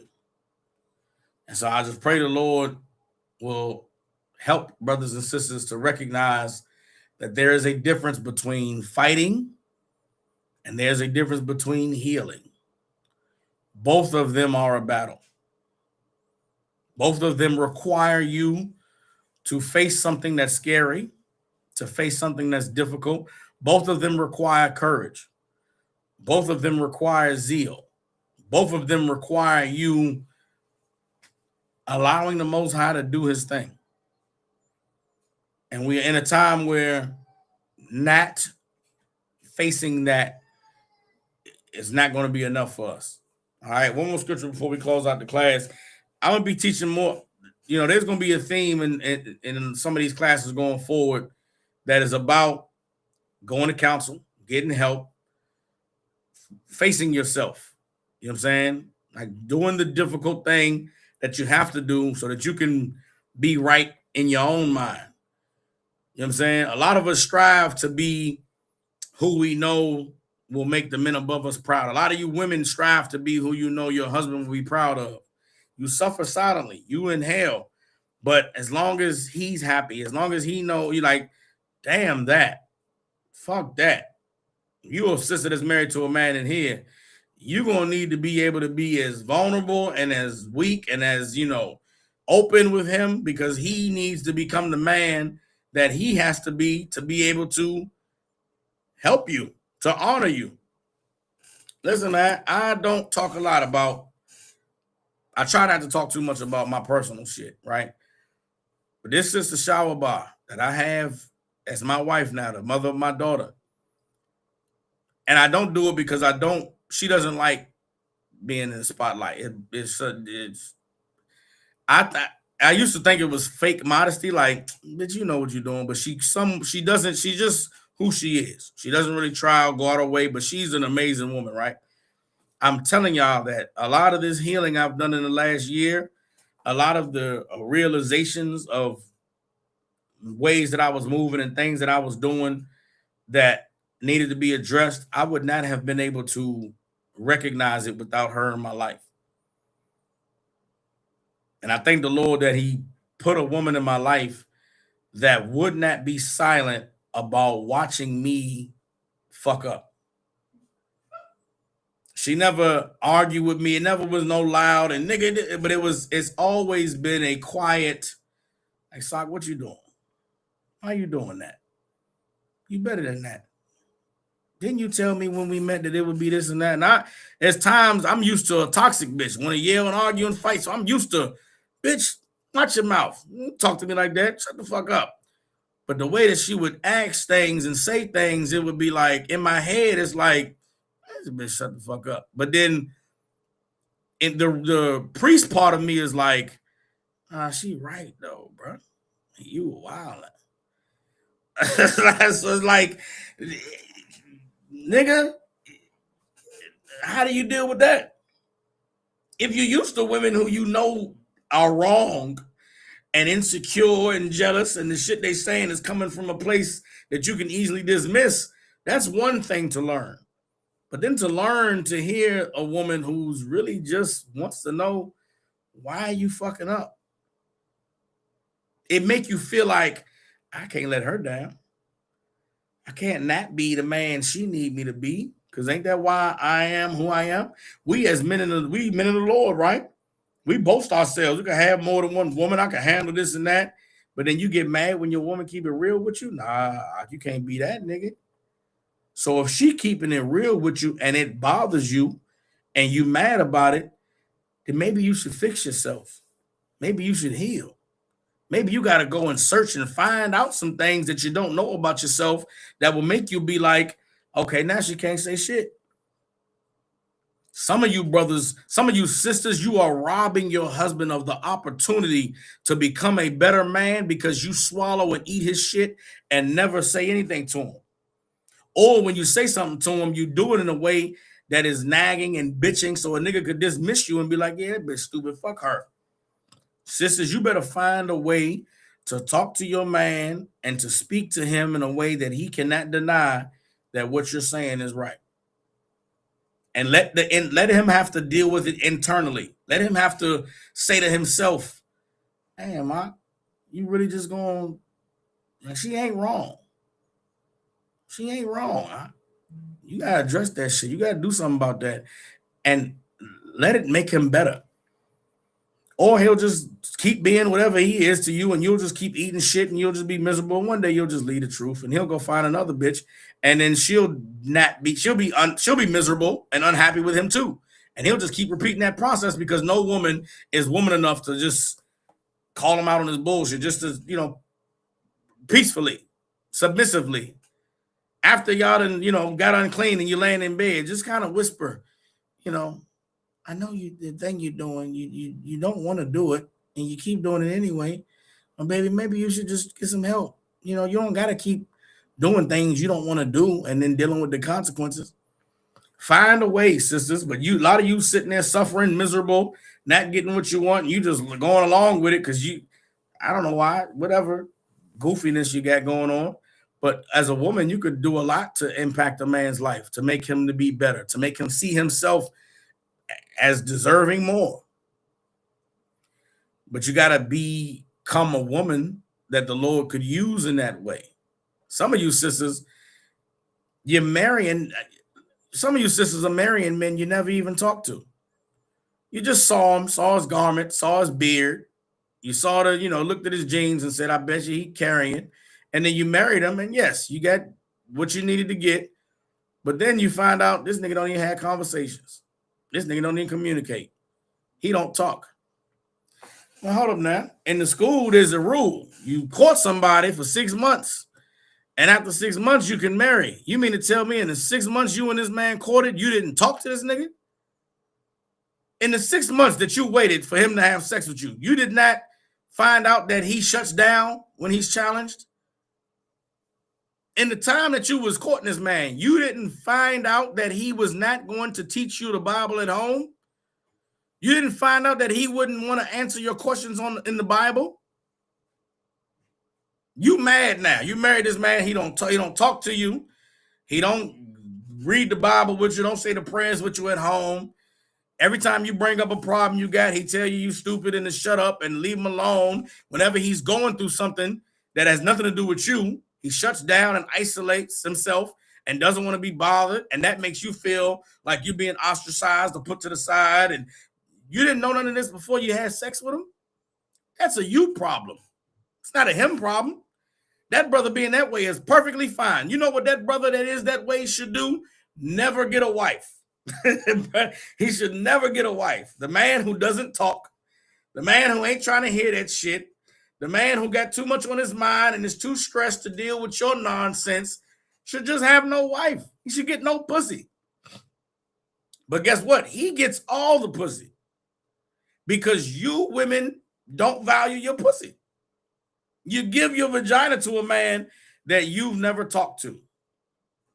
And we don't find out in the school till a year later. The priests that counsel you, that get you help, don't find out until a year after you've been having sex with this man once a week that he doesn't talk. What do you want us to do about it? How am I going to help you with this man that don't talk? What am I going to tell him? He got to talk to you? That's not going to make him talk. He should be able to be a man that doesn't talk. He should also be able to be a man that doesn't get no vagina. Because what nigga gets vagina? I know what nigga gets vagina that doesn't talk. Y'all all know what nigga gets vagina that doesn't talk. But woman, why would you think that you giving him vagina would make him talk? It's just, what are we talking about? What are we doing here? The Lord ain't playing games. You get out the truth, what you want to get out of it. You think that we don't all know that it's very rare that a woman comes into the truth without a husband and doesn't want a husband. We know that you want a husband, but you choosing who you want is your choice. So when you choose that man and you marry him, no one cares about whatever problems you have with him because you chose him. A lot of these issues and problems brothers and sisters are having could have been avoided if you just did what we tell you to do, which is to take the courting process to get to know one another, to talk to one another. If you talk with someone, if a man talks with a woman enough, you're going to find something y'all don't agree about. And guess what happens when we find something we don't agree about? We find out how we both handle conflict. How do we resolve issues? Most men, the way they resolve issues with a woman is to ignore her. I'm not going to argue with you. I'm not going to yell at you. I'm just going to shut down. Most women don't want a man to shut down. Most times when a woman is arguing with you, she wants a resolution. She wants a solution to her problem. She wants you to fix something that is going wrong. But if you shut down every time she needs something fixed and don't give her the fixing, then it's not going to work. It shouldn't not work a year after y'all been together. It should have never been a relationship because you found out after a week we disagreed on something. I gave her the solution and it wasn't enough for her. Or we disagreed on something and he just shut down. Sir didn't call me for 3 days. Okay. And so after he did that, the next time y'all talked, what happened? Did he address the issue, address the problem? No, sir. He acted like nothing ever happened. Okay. So after you saw that when you bring up problems and he shuts down and doesn't talk to you for 3 days, and then acts like nothing ever happened. You still thought it was okay to have sex with him? Concert. Why? Did you ever think that what he showed you would change? Well, I just thought maybe, after we were together, so you thought your vagina was going to change him. You thought you had magic vagina there. Once you had sex with this man, he would now magically be a man that talks when he has problems, talks when things are difficult. That he would no longer be a man that ignores you for 3 days because you had sex with him. You thought he was going to now be a man that talks. Okay. That's your fault. You should have got counsel. All right, I got to end the class because I'll just be here all night. We in a time where the Lord is not playing. And not that he ever was playing, right? But we're about to start seeing it live and in action more. There's going to be things occurring that we cannot doubt that was the power of the Lord. Be on the right side of the Lord manifesting his power in the earth. Don't be on the wrong side. With that, with Israelites, Salak, I gave this last scripture. Salak, I gave this last scripture. My bad.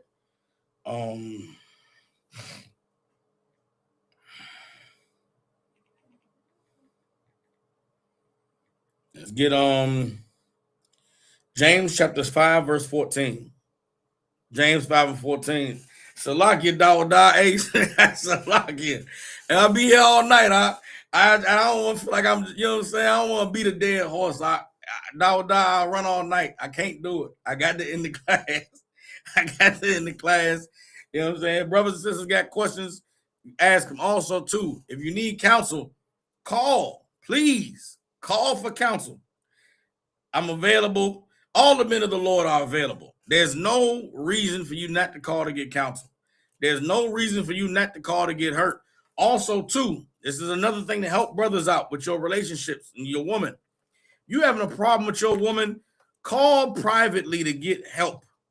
Don't have her call, or don't call while she's there in the midst of the argument. It robs you of your authority in your marriage. Call separately. Salakia, sir, this is the situation. This is the thing. It could be something. Salakia, sir, man, my rib caught me, man. I told her I wasn't dealing with nobody, and she busted in the room, and I was right there in the act. And now she mad, and I don't know what to do. I don't know what to tell her. Call and get some help.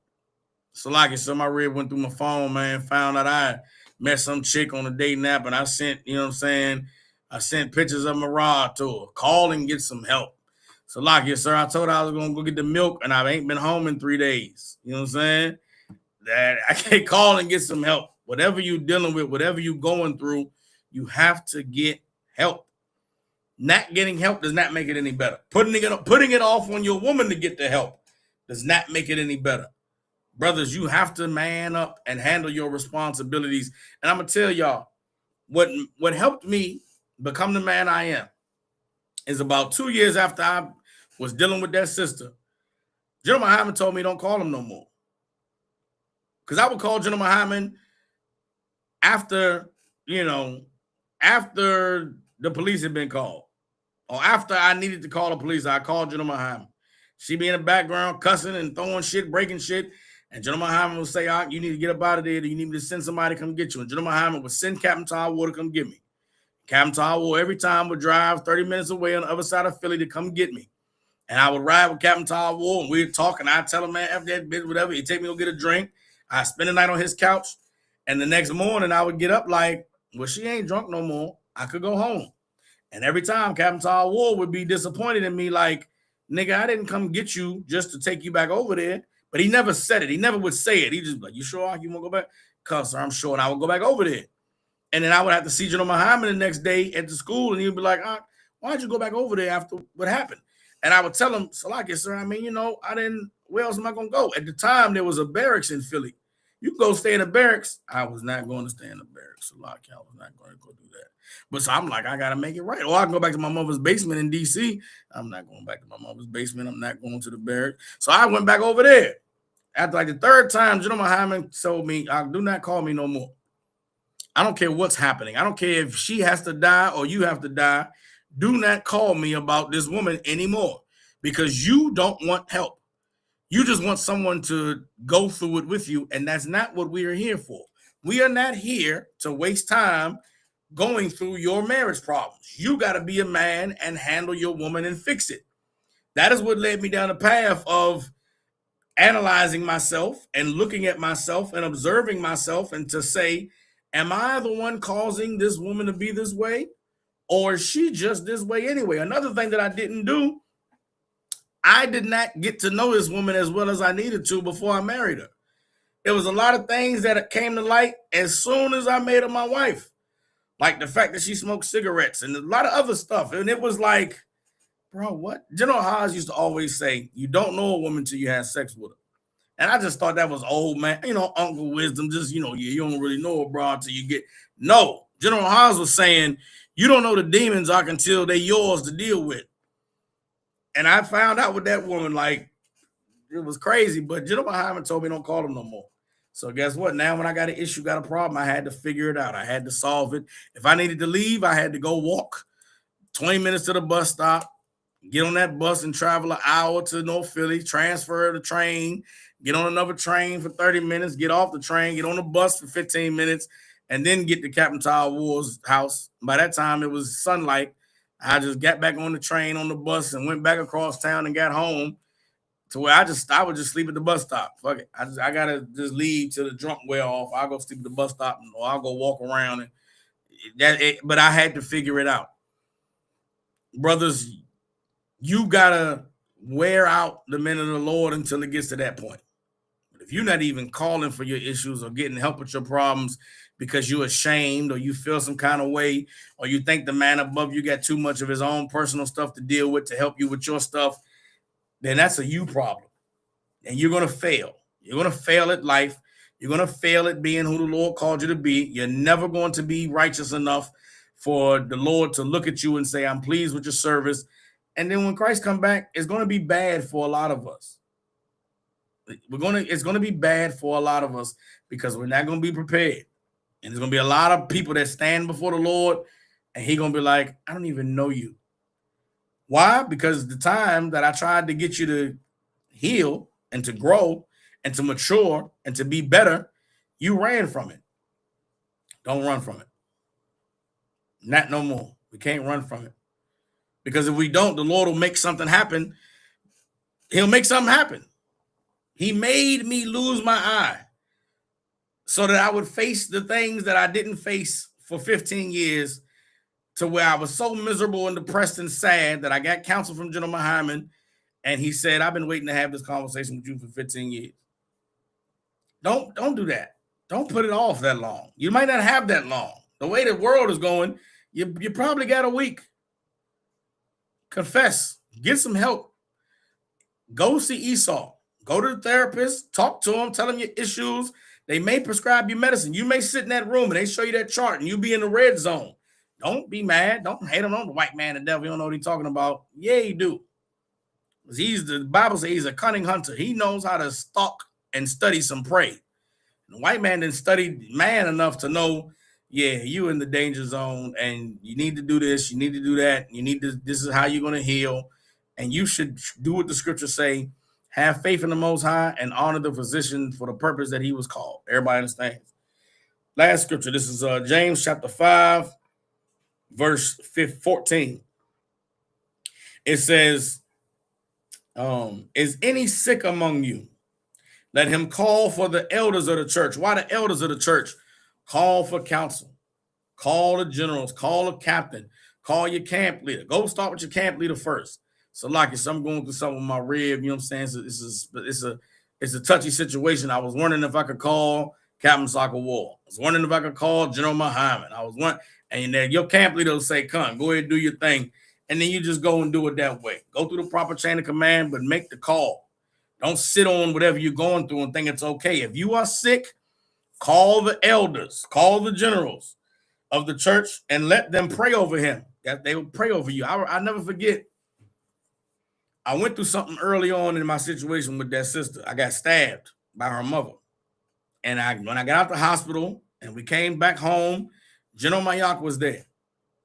And General Mayak stood with me and her, and we prayed together. You know what I'm saying? And I just remember that was heavy for me because prior to that, the only prayers I'd ever seen or heard was done in the school facing the east. You know what I'm saying? I had never had anyone pray with me over a personal situation, over something I was going through. And I remember General Mayock prayed for protection over our house, prayed for protection of me and for her and this and that. And man, it was the scriptures coming to life for me. Some of us need to be prayed for. Not the prayer, not the anointing prayer we say when we out there facing the east, not the prayer at the Sabbath service, but a specific prayer about what you're specifically going through. We can't pray for you if we don't know you're going through. We can't pray for if you don't call and confess what you're going through and to be, unashamed to get the help that you need. Satan wants you to be ashamed. Satan wants you to be by yourself. That demon in you wants you to be alone and suffering because it feeds off of your doubt, feeds off of your insecurity. It feeds off of your shame. Free yourself from that. Call and get some help and confess and face the difficult things so that you can begin to heal, so that you can begin to be more of the man and the woman that the Most High called you to be. Everybody understand? Keep reading. This is James 5:14 in the middle. And let them pray over him, anointing him with oil in the name of the Most High. And the prayer of faith shall save the sick, and the Lord shall raise him up. And if he have committed any sins, they shall be forgiven him. Confess your faults one to another and pray one for another that ye may be healed. The effectual, fervent prayer of a righteous man availeth much. You understand? Some of you are not confessing your faults. Some of you are not even acknowledging you're sick. You are sick. You are sick in many ways that you don't even know, you can't even comprehend, and you need to take some time to heal. You cannot take time to heal if you don't seek out the physician to get the medication. In the truth, the medication you're going to receive is the word of the Lord. Some of us need pill medication. Some of us need therapy medication. Some of us need, shadow work medication. And you're going to have to go to Esau to get it. You got to go to the therapist and talk to him and tell him what's going on. And whatever you're dealing with is on that chart. You think you're dealing with some out-of-worldly, unusual shit. You think your shit is, man, nobody goes through this. I lost an eyeball. Sat there and the nigga showed me a chart where everything I was dealing with was on the chart, which was a relief because it was like, okay, I'm not crazy. I thought I was crazy. I thought I was losing my fucking mind because I don't feel nothing. I don't want to do shit. I don't even care. I'm blessed. I lost an eye. I could have lost my teeth. I could have lost my nose. Could have knocked half my nose off. I could have got hit in the middle of the head and been brain dead. How am I sad when all I lost was a little punk ass eyeball? I got 2 eyeballs. I can still see. You know what I'm saying? I look good still. I could have had a big ass gash across my face. Listen, I have no reason to be sad. Yet I'm sad. Well, the cat showed me the chart and I was like, oh shit, this ain't even no special shit. It's just what happens. He was like, yeah, it's just what happened. I'm crying, ball of tears and shit, but I'm like, so I'm not a bitch. He was like, nah, you're not a bitch, dude. You're not. And I'm telling him, I'm a super masculine cat. I'm a manly man. I'm the manliest man of men. You know what I'm saying? I go in a room with niggas like Shamgar and I don't feel no kind of way. I'm in the room, this nigga, he with me. You know what I'm saying? I'm a manly man. I talked to the cat. He showed me the chart. He's like, I'm not a bitch. He's like, nah, you're not a bitch. I'm crying and shit. Like, he was like, it's normal, man. And a lot of people go through this and never get the help, so they don't understand what they're dealing with. And I thought of all the years that I drank. I thought of all the years that I just met women and, never brought them into school. Look, y'all shower by the first woman y'all done met that I've had been my wife other than the other woman. You know how many wives I've had? How many women have come and gone that y'all would never know about because I said, this bitch ain't worthy for me to bring around y'all. You know what it took for me to, and then I got showered by, and she said, well, if she wasn't worthy for you to bring around to school, why would you deal with her? I'm like, bitch, shut your mouth. But in my head, I'm like, damn, hold up now. If the bitch ain't worth me bringing around the brothers and the sisters, why is she worth me dealing with her? Hold up, B. What the fuck? That shit ate at me for some time. In my mind, I'm like, the bitches don't want me to get no other ribs. But also, though, which might be true, but also, though, goddamn. Well, hold on now. Why do I think she's good enough for me to fuck if she ain't good enough to be brought around y'all? What part of my life is accepting of a bitch that I wouldn't bring around y'all? I remember when I was young in the world, there was women that I would, I'd get with them in the car, get a hotel room. I'd take them to their place. But nah, but you can't come to my mother's house. I had a partner I called. Hey, where you at, Man, what you doing? Hey, me use the apartment right quick. Man, I pay, get the sheets washed. Boom, I bring them over there. But they were bitches I would not bring to my mother's house because you don't deserve to go there. You don't deserve to know where I live. You know what I'm saying? Well, goddamn, how I come in the truth and think that it's okay to deal with bitches that I wouldn't bring around y'all?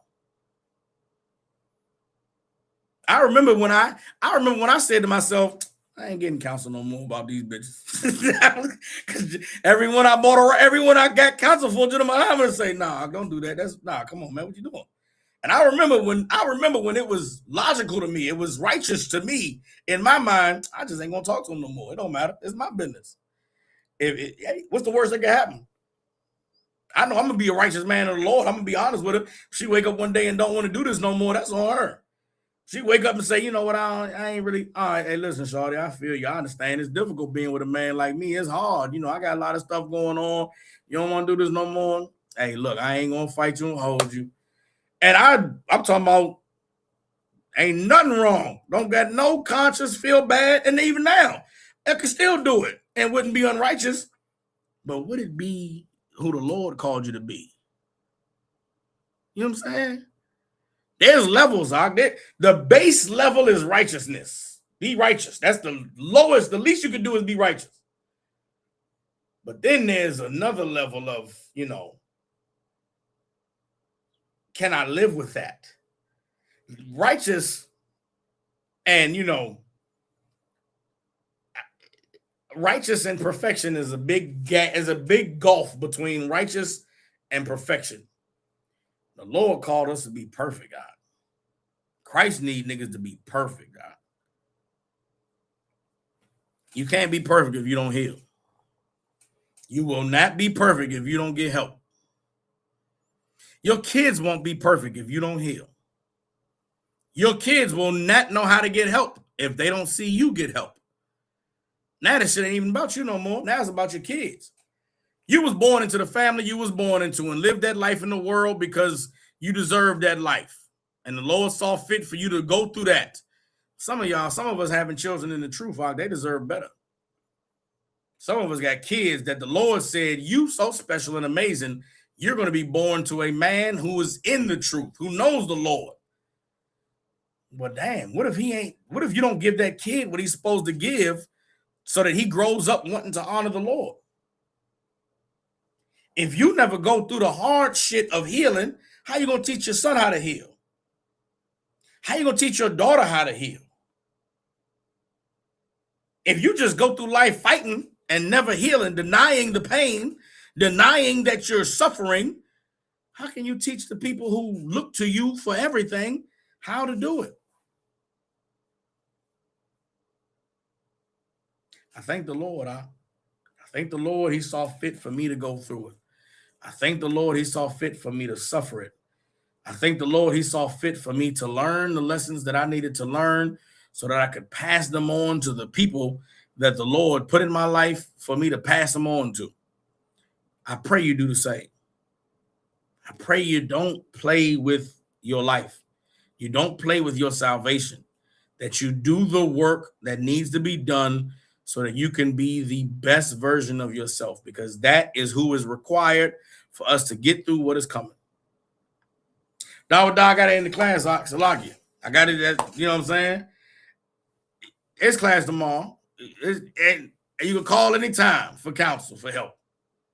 But the Lord, I just thank the Lord. You know what I'm saying? And I know for all of us, Passover was as amazing as it needed to be.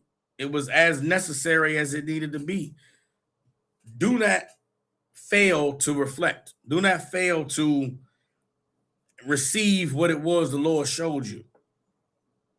For some of us, it might have been some things that were difficult to deal with, some things that were hard to face. It may not have been a rejuvenating Passover for you. It may have been a Passover that made you say to yourself, well, damn, I ain't been doing all I'm supposed to be doing. Better face it, acknowledge it, and let it heal you. Let it make you better. I remember when I was young and I came into the truth, man. I remember sitting in class and saying, I remember in my head saying, these men are going to make me a man. They're going to help me to be a man. They're going to help me to, be responsible and handle my business and not run from shit. And I thank the Lord that 15 years later, I still feel the same way. These men made me a man. And they've continued to help me be more manly. And there's, brother, whatever man you are, trust me, you can be more manly. Whatever righteousness you have, you can be more righteous. Whatever strength you have, you can be more stronger. But you don't get strong if you don't hurt. Another conversation I had with a brother, we was talking about working out. So since I've been healing and getting back to myself, I've been in the gym. I've been watching brothers online. Some of you cats super bench pressing 315. I don't know where you get it from. Captain Goodall, how you one of them? Y'all cats super strong and swole. I low-key think you might be on that medicine, but I can't prove it. I just recently found out about a year ago, brothers was taking pre-workout. I mean, one time I was in South Carolina with Captain Nicard. We went to the gym together. And before we went to the gym, he got this powder out of his bag and put it in a water bottle and shook it up. And he was like, you want some of this? And I'm like, no, I'm straight. I'm in my mind. I'm like, no, I don't want that super swole ass, whatever you want. I'm good. But I could see the difference in Captain Nicard. At one point, y'all been around long enough. Captain Nicard was a skinny cat. And out of nowhere, he got swole. Whatever. Lord be with him. Years later, I found out it was pre-work. We get in the gym. I'm in the gym with a car. He throwing up weights and shit and jumping and stretching and doing all types of shit. I'm in there on a treadmill, like walking. I'm like, I don't know where nigga get the strength from. All these years, I'm thinking something wrong with me. You niggas had pre-workout. I didn't even know that was a thing. I got the pre-workout. I can not go in the gym and lift weights. I still ain't lifting as much as y'all, but I can go get through a full 12 exercise workout. I used to be in the gym like, how the nigga be in there for an hour and a half? Like, why you ain't burnt out after 30 minutes, nigga? You done did 4 lifting exercises. Come to find out, niggas got mid-workout drinks. Pre-workout, mid-workout. Then the nigga finish is an after-workout drink. The whole time I'm thinking I'm just a fat piece of shit that don't want to work out. Niggas got tools they wasn't telling us about. You know what I'm saying?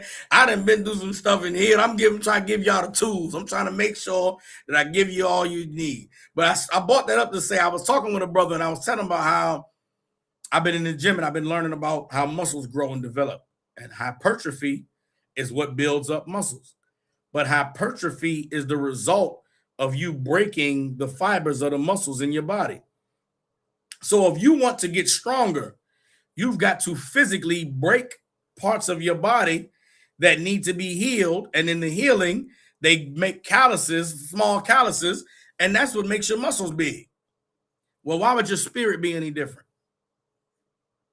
How can you grow spiritually if you never tested, if you never tried, if you never faced a hard thing? There's something in your life that you are not trying to face. And you're strong. You're mighty. You're a conqueror. You're a warrior of the Lord. How much stronger could you be, Ak, if you stop running like a bitch? How much stronger could you be if you stop living in the darkness? How much stronger could you be if you stop praying and nobody finds out? Fuck that. That's what you got to fight. That's what you got to face. That's what you got to acknowledge you're sick and get prayer for. You might not be ready to confess now, but call and get some help. So lock your side. Listen, it was several conversations I had with General Muhammad before I talked to him in Houston. And he told me, I've been waiting for 15 years to have this talk with you.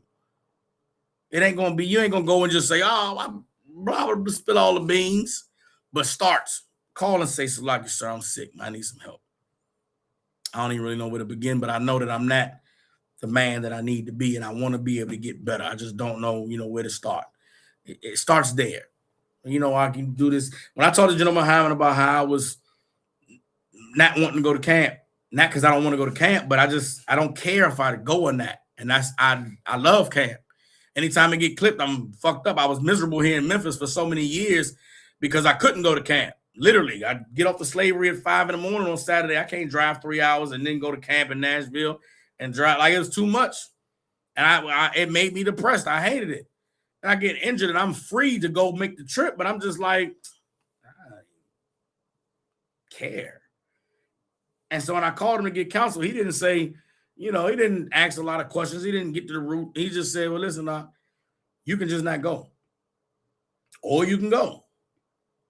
But, whether you want to go or not is, that's Satan. You got to fight that. It's not how you feel about doing it or not doing it. It's the doing it. And that was the first talk we had. And it helped me to just, either I'm going to do it or I'm not. How I feel, I got to fuck all that, how you feeling, who cares? But you got to go do it. But then I brought that out in my therapy session and talked about it. And he let me know that's part of being in the red zone. It's not because you're weak or because you don't want to go do the things that are important to you. It's not that you don't want to go do your community outreach. It's not that you don't care about the community. You're just not in a space physiologically to desire to do it. And that's part of being in the danger zone. And he was able to, I felt better. Okay, I get it. It's not that I'm a hoe. It's not that I'm a bitch. It's not that I'm losing my spirit and I'm not fervent for the Lord. I haven't healed yet.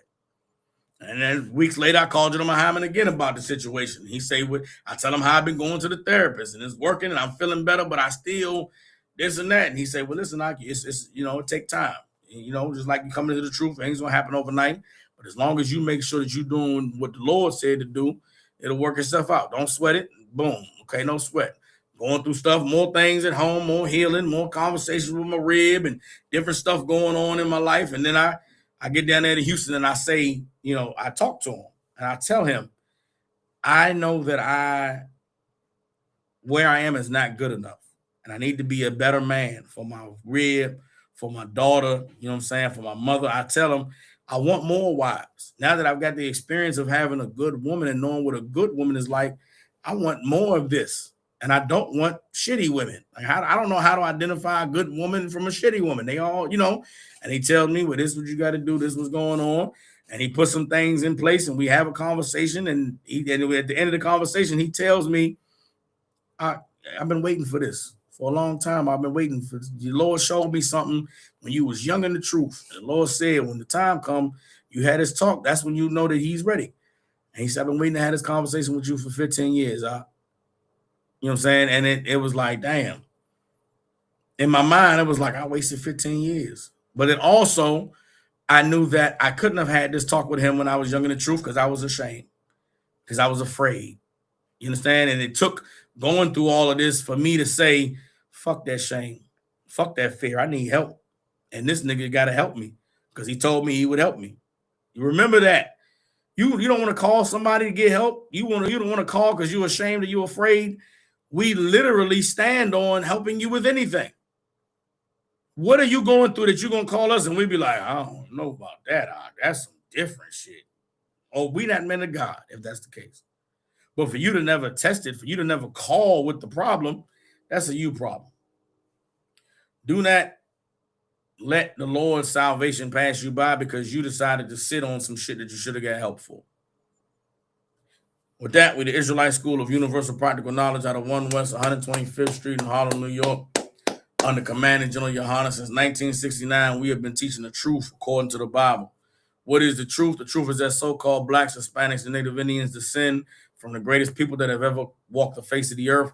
The Bible identifies them as the lost 12 tribes of the nation of Israel.